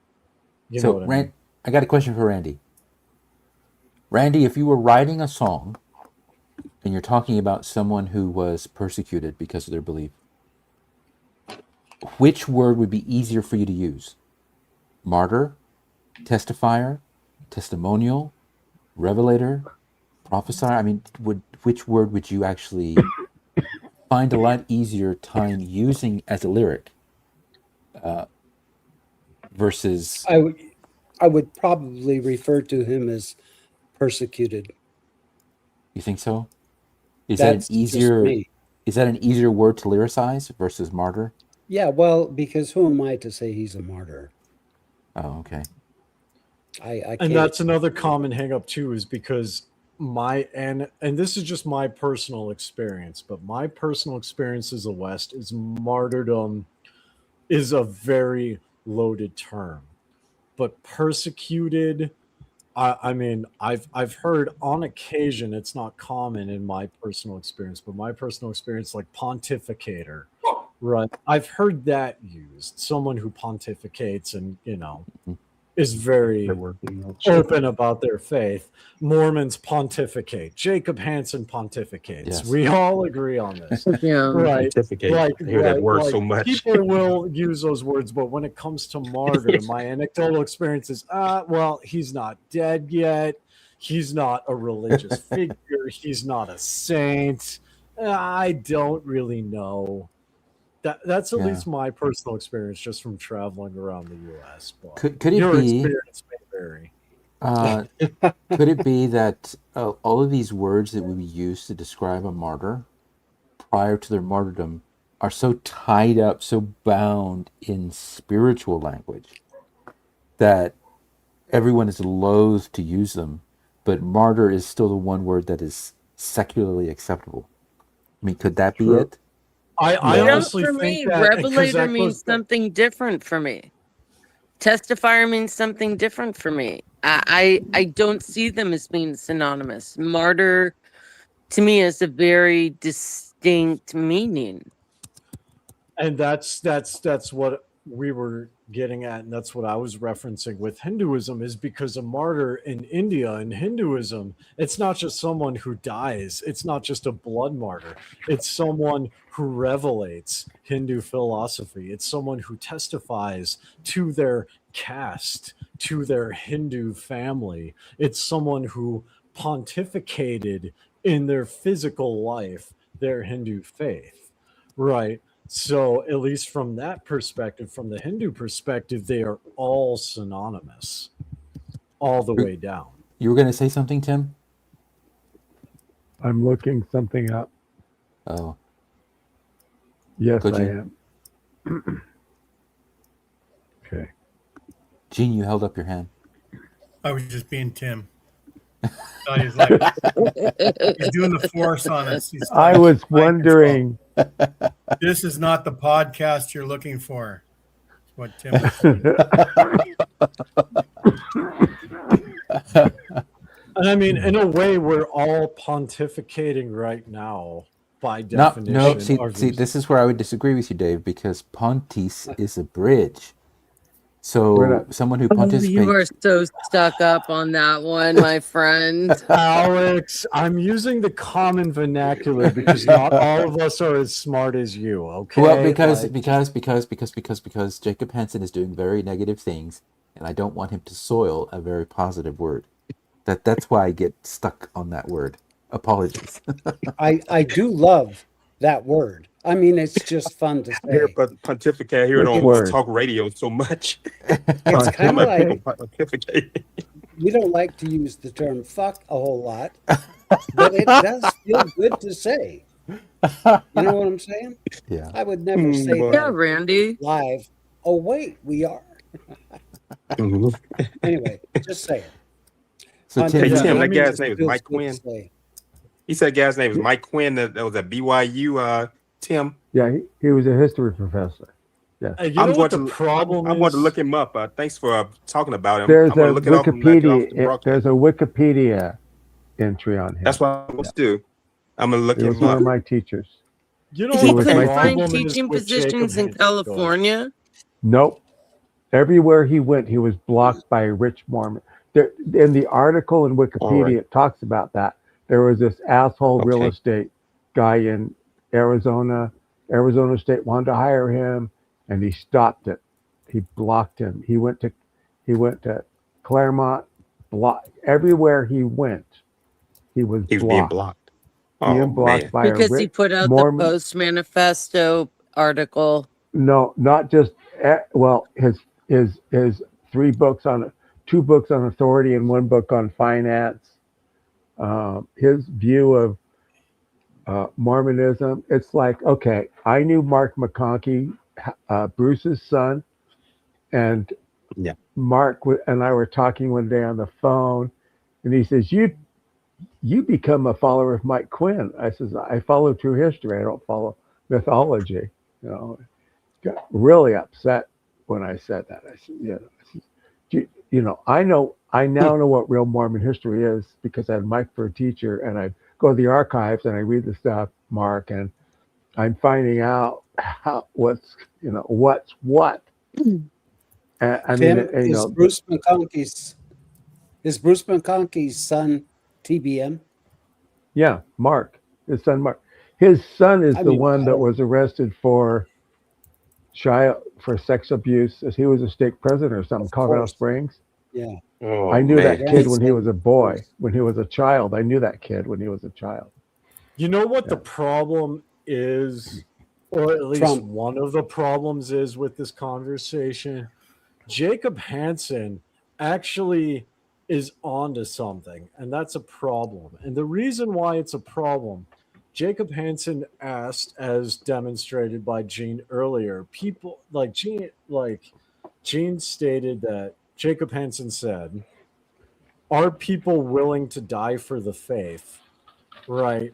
This ties in with martyrdom because they're not. They're leaving the church. And Jacob Hansen, ironically, is pointing that out, is that Jacob Hansen is unintentionally touching on the fact, or maybe intentionally, that people are leaving the faith and they're not taking it seriously. Right. And to me, that's really interesting because a broken clock can be wrong twice a day. Right. I disagree with almost everything that he says. But in this case, I would agree with Jacob Hansen when it comes to the discussion of martyrdom, because in my view, from my faith and from the from the cultural view of Mongolia where I live and what my wife has told me, if you leave the faith, regardless of what that faith is, you cannot be a martyr. You're not all in and you're not willing to die on that hill. And that's what Jacob Hansen wants. He wants you to die on that hill and he wants you to live so you can be called a martyr. Well, how about them apples? But if somebody died for Olympian gods right now, would we call them a martyr? I would say personally, if they legitimately believed it, they held to it, they were persecuted for it, and they, for whatever reason, through physical violence, or they just died. Like my late Is that they have to father-in-law. be persecuted? My late father. I mean, that's one possibility. Like, what's that But, group that died in but- Waco because of Janet Reno? Branch about that? Davidians. Oh, you talking about Branch Davidians. Branch Davidians. Davidians. No, I was that's a senior in its high own school. can of app. I actually talked about that on it. I was a senior in on a high different school when that podcast. happened in Waco. That was that's its own can of apples. But I remember that. I would say yes. If they sincerely held to it, they were physically tortured for it, David or Koresh. they lost their life for it, because my late father-in-law died for Mongolia. He died for Mongolian ideals. He died of cancer, multiple cancers simultaneously, and yet he still built monuments, and to the bitter end he kept going. If it's similar to that, then yes, I would say they are martyrs. Let me read this. This is from Mike's Wikipedia article. In April 2006, article for the Wall Street Journal, reporter Daniel Golden wrote that Quinn could no longer be hired because almost all the funding for professorships in Mormon studies come from Mormon donors. For example, Arizona State University administrators vetoed the Department of Religious Studies in its recommendations to hire Quinns. Its faculty believed that officials feared alienating the 3,700 Mormon students and offending Ira A. Fulton, a powerful Mormon donor who, according to Golden, has called Quinn a nothing person. I wrote that, asshole. I wrote Ira a really strongly worded letter about what I thought about him. He was a real estate magnate in Arizona. So he's dead now? I don't know if he is or not, but Okay. But your He's hoping your letter probably hastened his an demise, asshole. right? The Well, it's always question is, he will died in Mormons 2015. The question is, will Mormons sacrifice enough to watch Jacob Hansen? Can I throw a wrench into this conversation? Can I throw a wrench into this? You mean Really another quick, wrench? Dave, really quickly, Go for I it. don't think Jacob Hansen is trying to inadvertently point out how many people are leaving Mormonism. I think he's trying to say, how many hellfire and brimstone believers do we have left? How many people are willing to take on a Mormon jihad? I think he sees it as whittling it down to the fervent ones, the true ones. I think that he sees it as the true believers are the ones who are stayed within the covenant path. So to me, And he's calling them to action. I've called, it's both. It's a distinction without a difference, because I've called into his show when I used to hang out with Ward Radio. I've talked with him personally on more than one occasion. Right. And he's doing both. He's calling the fervent to action, but he's also lamenting and pointing out how many people are leaving the church. He's even stated on his own show on multiple occasions how it bothers him that out of all of his siblings, he's the only one still in, and he wants a connection with them that's faith-based. He stated that on his own show. That's Right. really Now, sad. That's really sad. Yeah, and now It's the very wrench sad. that I wanted to throw in was just because you die for your own faith doesn't make you a martyr. Perfect example, and I forget this guy's name. A Christian man, not Mormon. I think he was a non-denominational Christian. He flies to the Senegal Islands in like India with the uncontacted tribes to preach to Right. them. Yes. He was And he- killed. Killed. He is Yeah. not a martyr. Oh, they he is consider not- him a martyr. They consider him a martyr. The Christians do. Sure, but this goes back to the whole thing.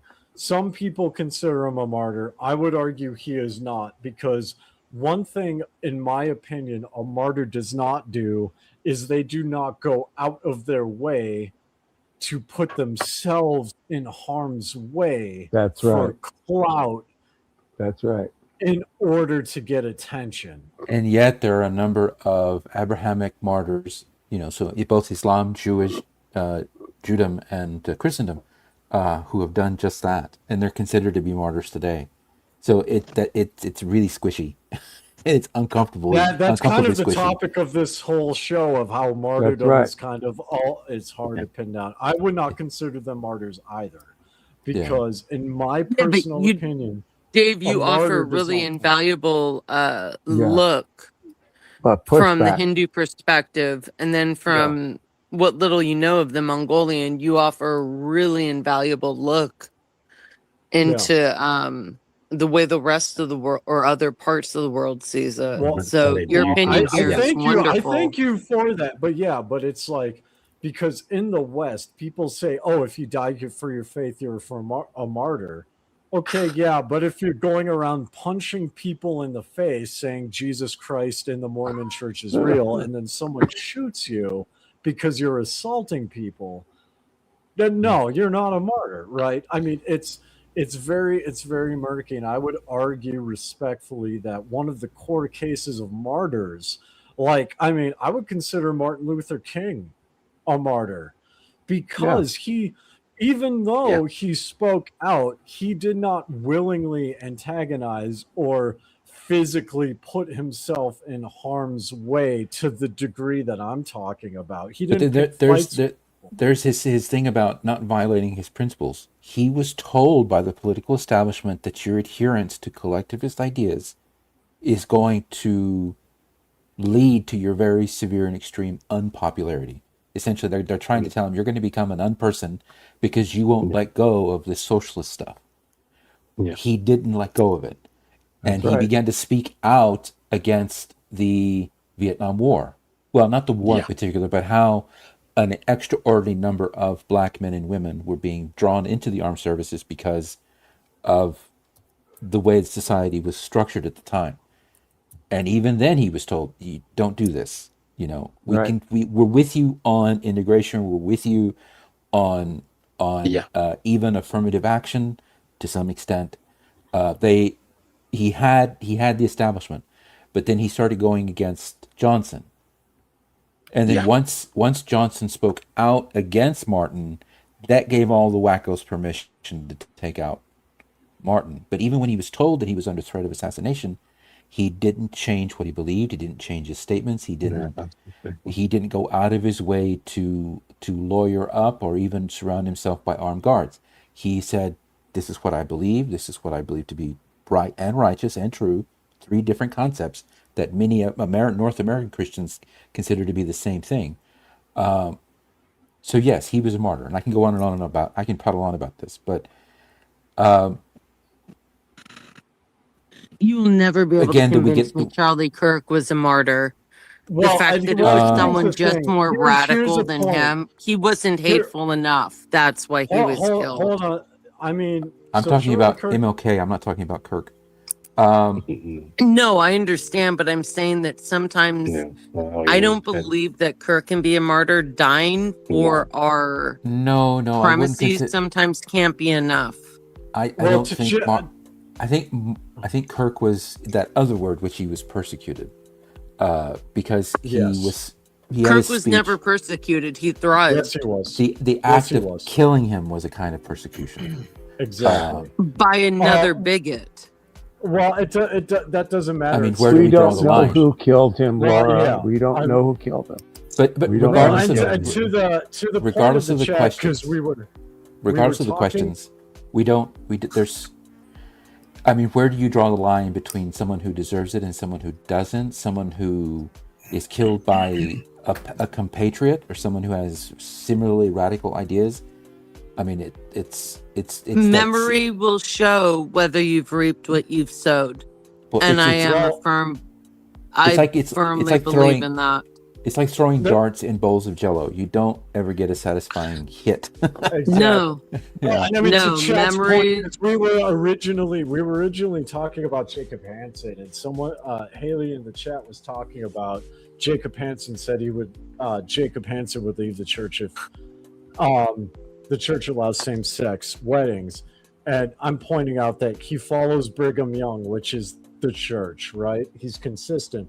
I would, if Jacob Hansen, and I hope nothing happens because I've talked with him and it was amicable, right? When I called into his live stream and I talked to him. But the difference between him and Ward Radio is he shows up without bulletproof vests Yeah. to meetings. He shows up and he's consistent. Whereas if you look at Ward Radio will flip based on what their audience says. But if you look at the chat and his comments, Jacob Hansen is at least consistent. So Jacob Hansen could be considered a martyr in that scenario. Ward Radio could not.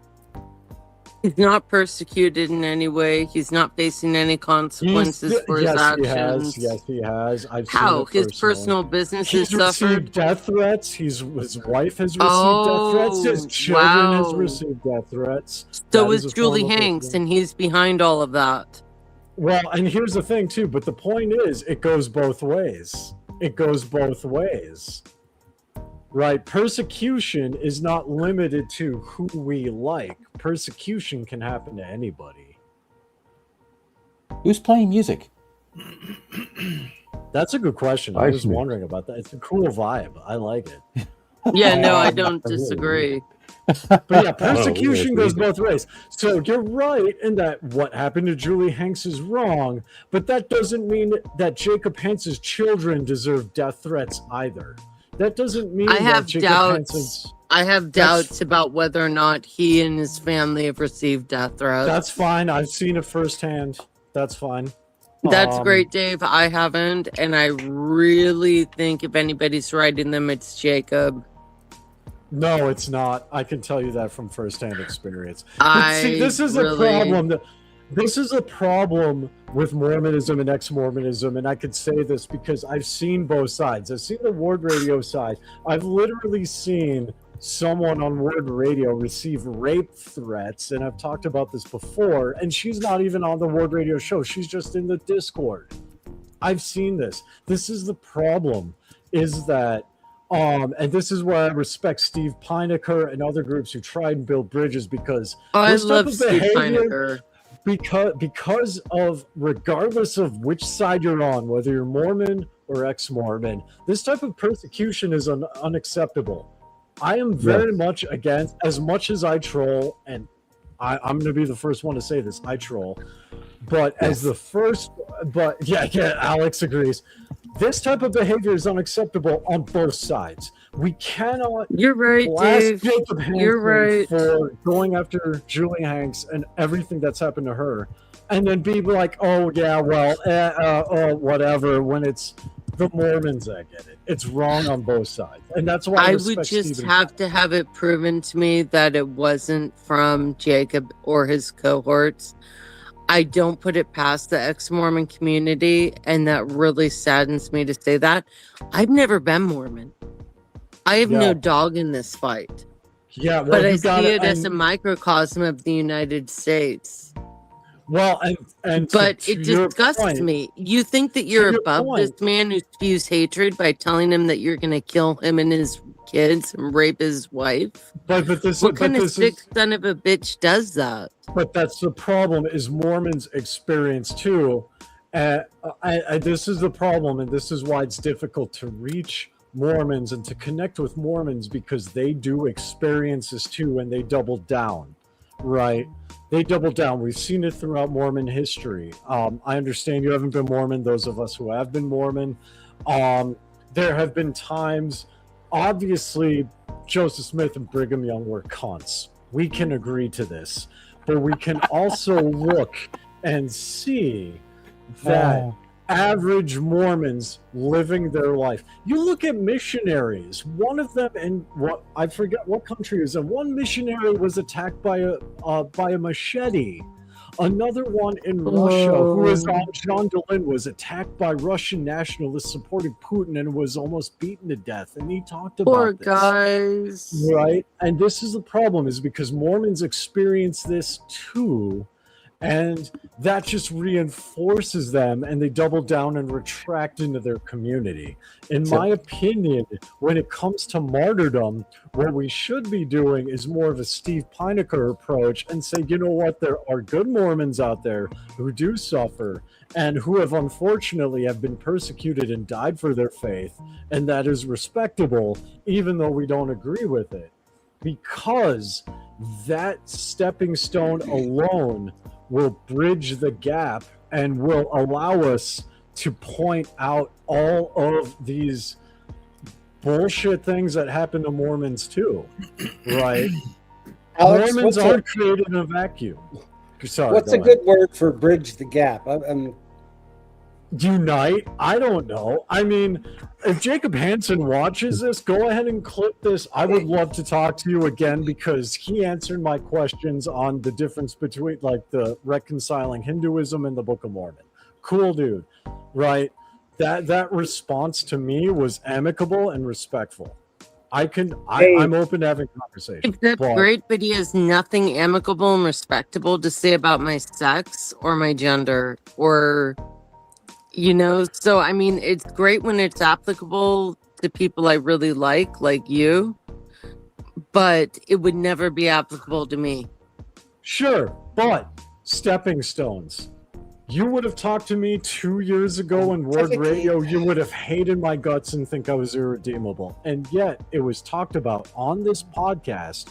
Jacob Hansen flat out came out and said he would rather have seen a child who was abused in a heterosexual marriage be brought to a gay marriage like Charlie Bird and live a happy life. For Jacob Hansen, for any conservative Mormon, that's a huge step. We should applaud that, and we should expand upon that, because guess what? That statement was 1 in a million.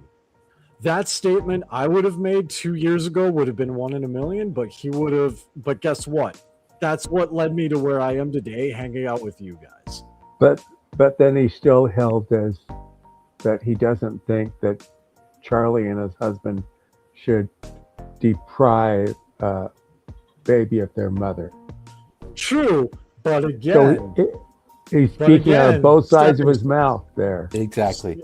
I agree with that. However, he would not have said that unless he could back it up, because we all know how Jacob Hansen operates. He does not speak unless he's willing to double down on it.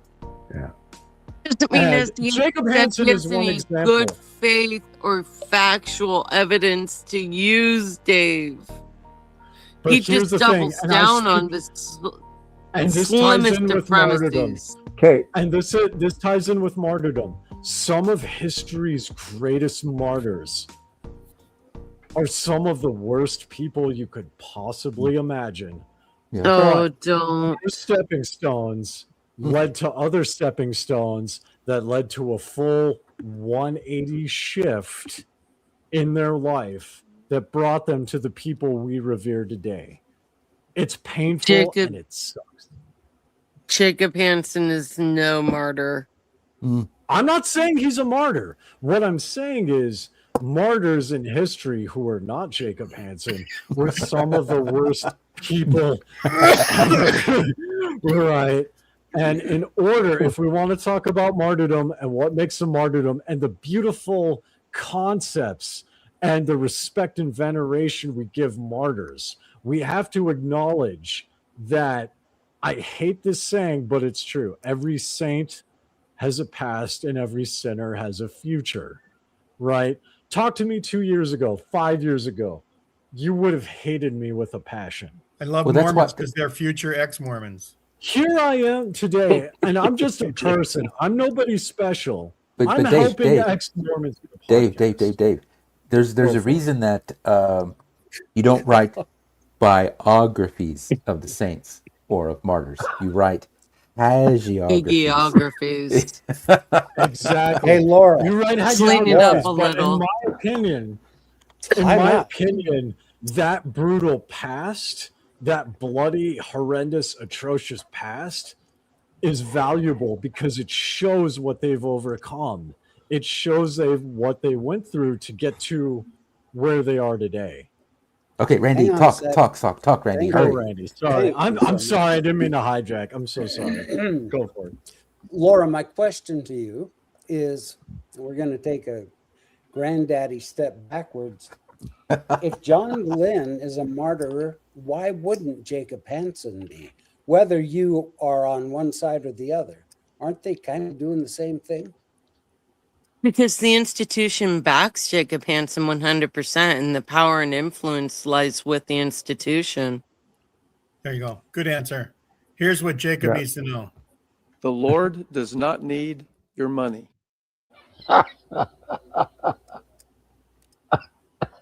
But he needs your podcast, right? Cooperation.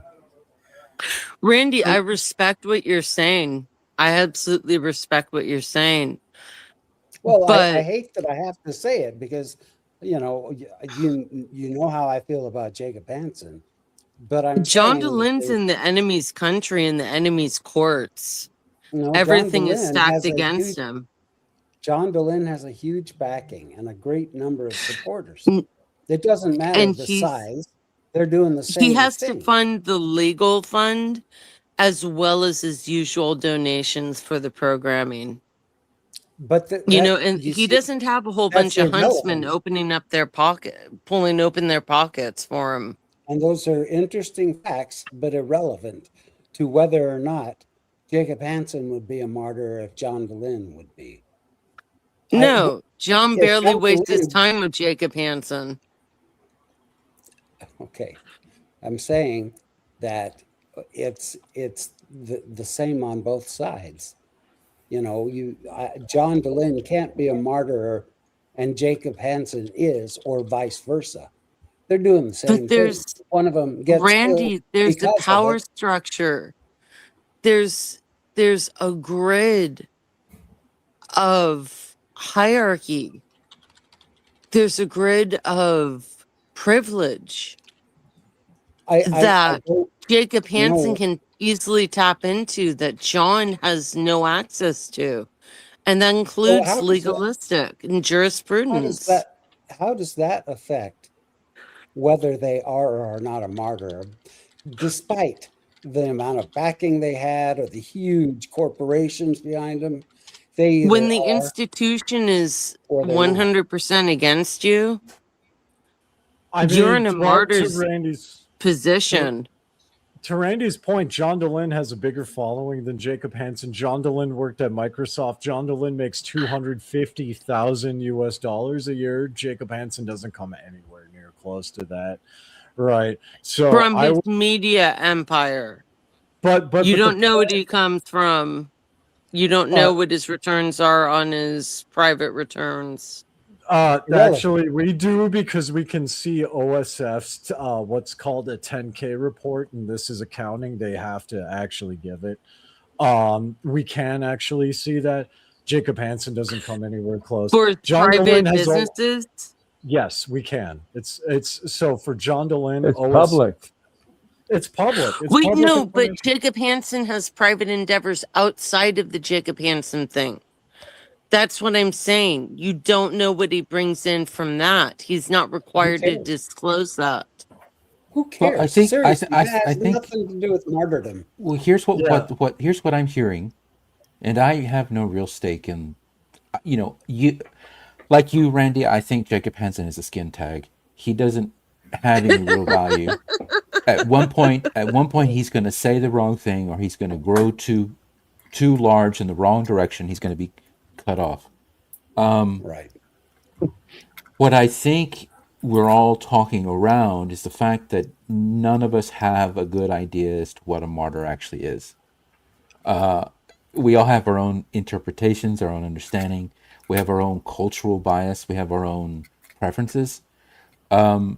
If it came down to it, say that the United States, let's hypothetical here, say the United States is vastly different in 50 years, and the state decides to name martyrs to say Congress, or Congress decides to name martyrs to the Republic.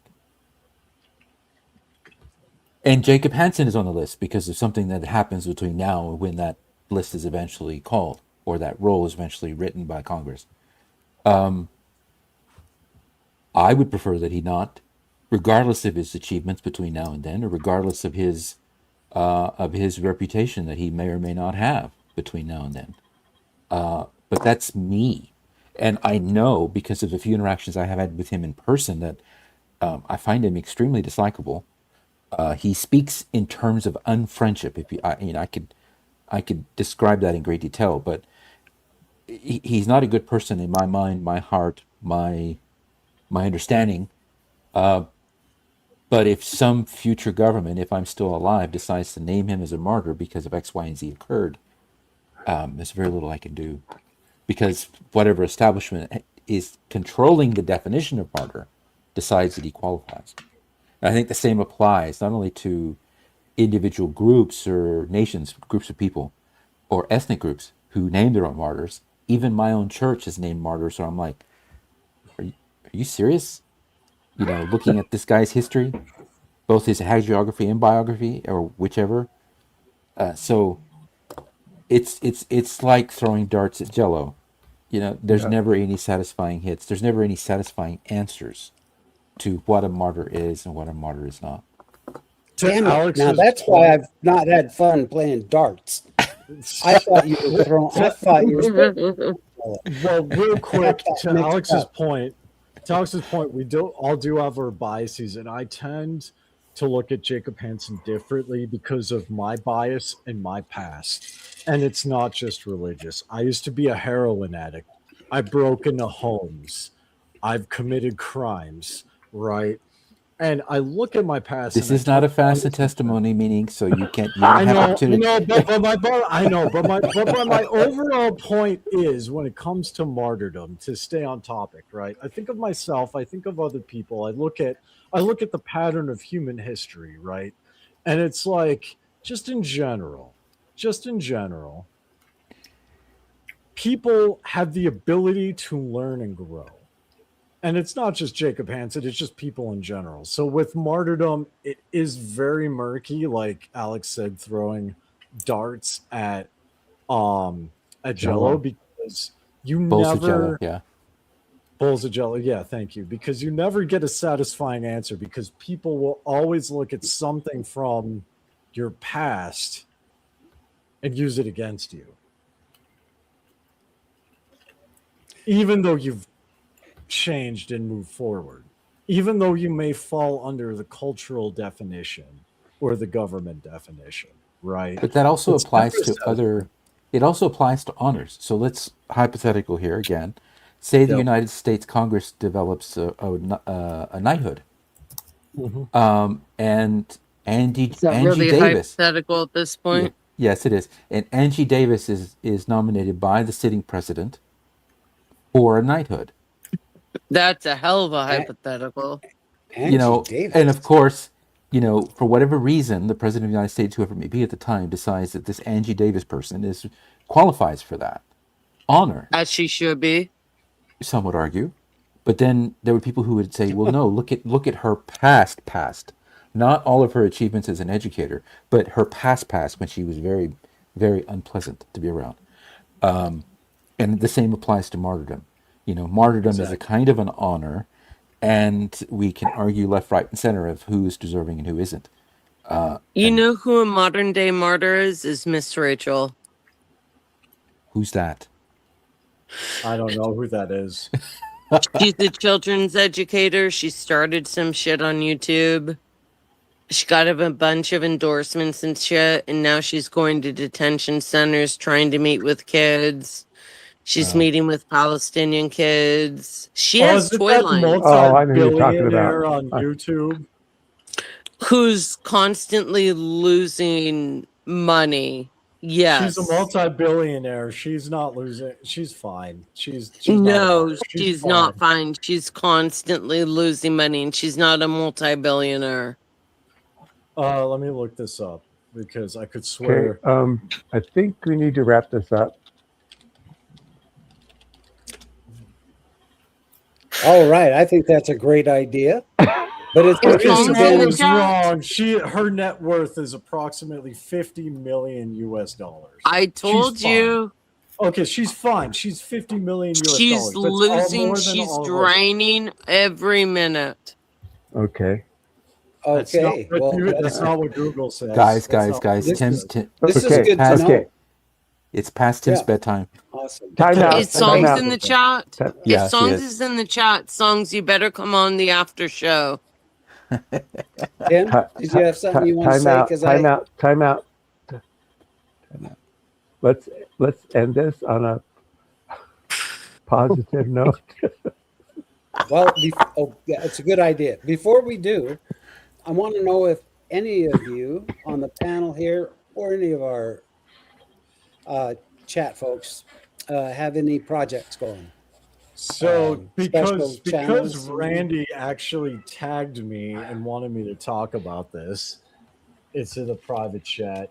So one of the things I'm working on, I'm actually doing a workshop for people who either want to start a small business, have podcast ideas or whatever. I'm doing it on August 16th. Right? You can reach out to me. I think there's like 6 spots available left. You could reach out to me on Facebook at Diamond Dave on Facebook, same logo. I sent Randy the info. I don't know if Randy's going to sign up, but there's about 6 spots left. So And it's good So- price too. Yeah, it's $25 for the workshop. You know, where are you gonna get a workshop on podcasting for $25? Just saying. Yeah, or even your small business too, because we're going to be talking about branding and marketing and things like that. So Very cool. Yeah, be sure and tune in to Dave's demonstration. I don't know if I'm going to be in Spokane or not, or just outside of Spokane. But what about you, Alex? Anything? Anything you want to tout? I'm available to edit your book if you want me to. That's about it. I don't have any extraordinary projects in ex-Mormon space or even online. Oh, gotcha. Yeah. All right. You can follow me Chuck? on Facebook. Just search for Oh, there Henry you go. Henry A. Stephan, Stephan. It's just the name Okay. that I use on Facebook. And Jody's here, so she wants this to be over so we can chat. So Okay. Okay. All right. So All right, guys. you're asked a question. I finally got a hold of some documents that I had on my old computer that I lost. A friend of mine sent them to me. So I'm going to be working on You those. recovered him? No. Somebody sent them to me. I asked a friend who I sent them to a long time ago, do you have these? And he sent them to me. And these are the Nauvoo Temple documents, records. So I got, Very got a cool. lot. Yeah. So Randy, for all Anyway. people that are That's coming awesome. in, want to go on the after show, so you don't have to add them yet. Who But Okay. wants to come in? also wanted to say that Randy and I are doing a project where we're going over the gospel topics essays. We have 2 essays out so far and 1 general overview. And we're going to put out another one later this week. Absolutely. Very cool. Well, we love you all. Thank you for coming, and we you. hope to see you in the after show. And please come see us for the Salt Lake Expositor. Bye. Bye.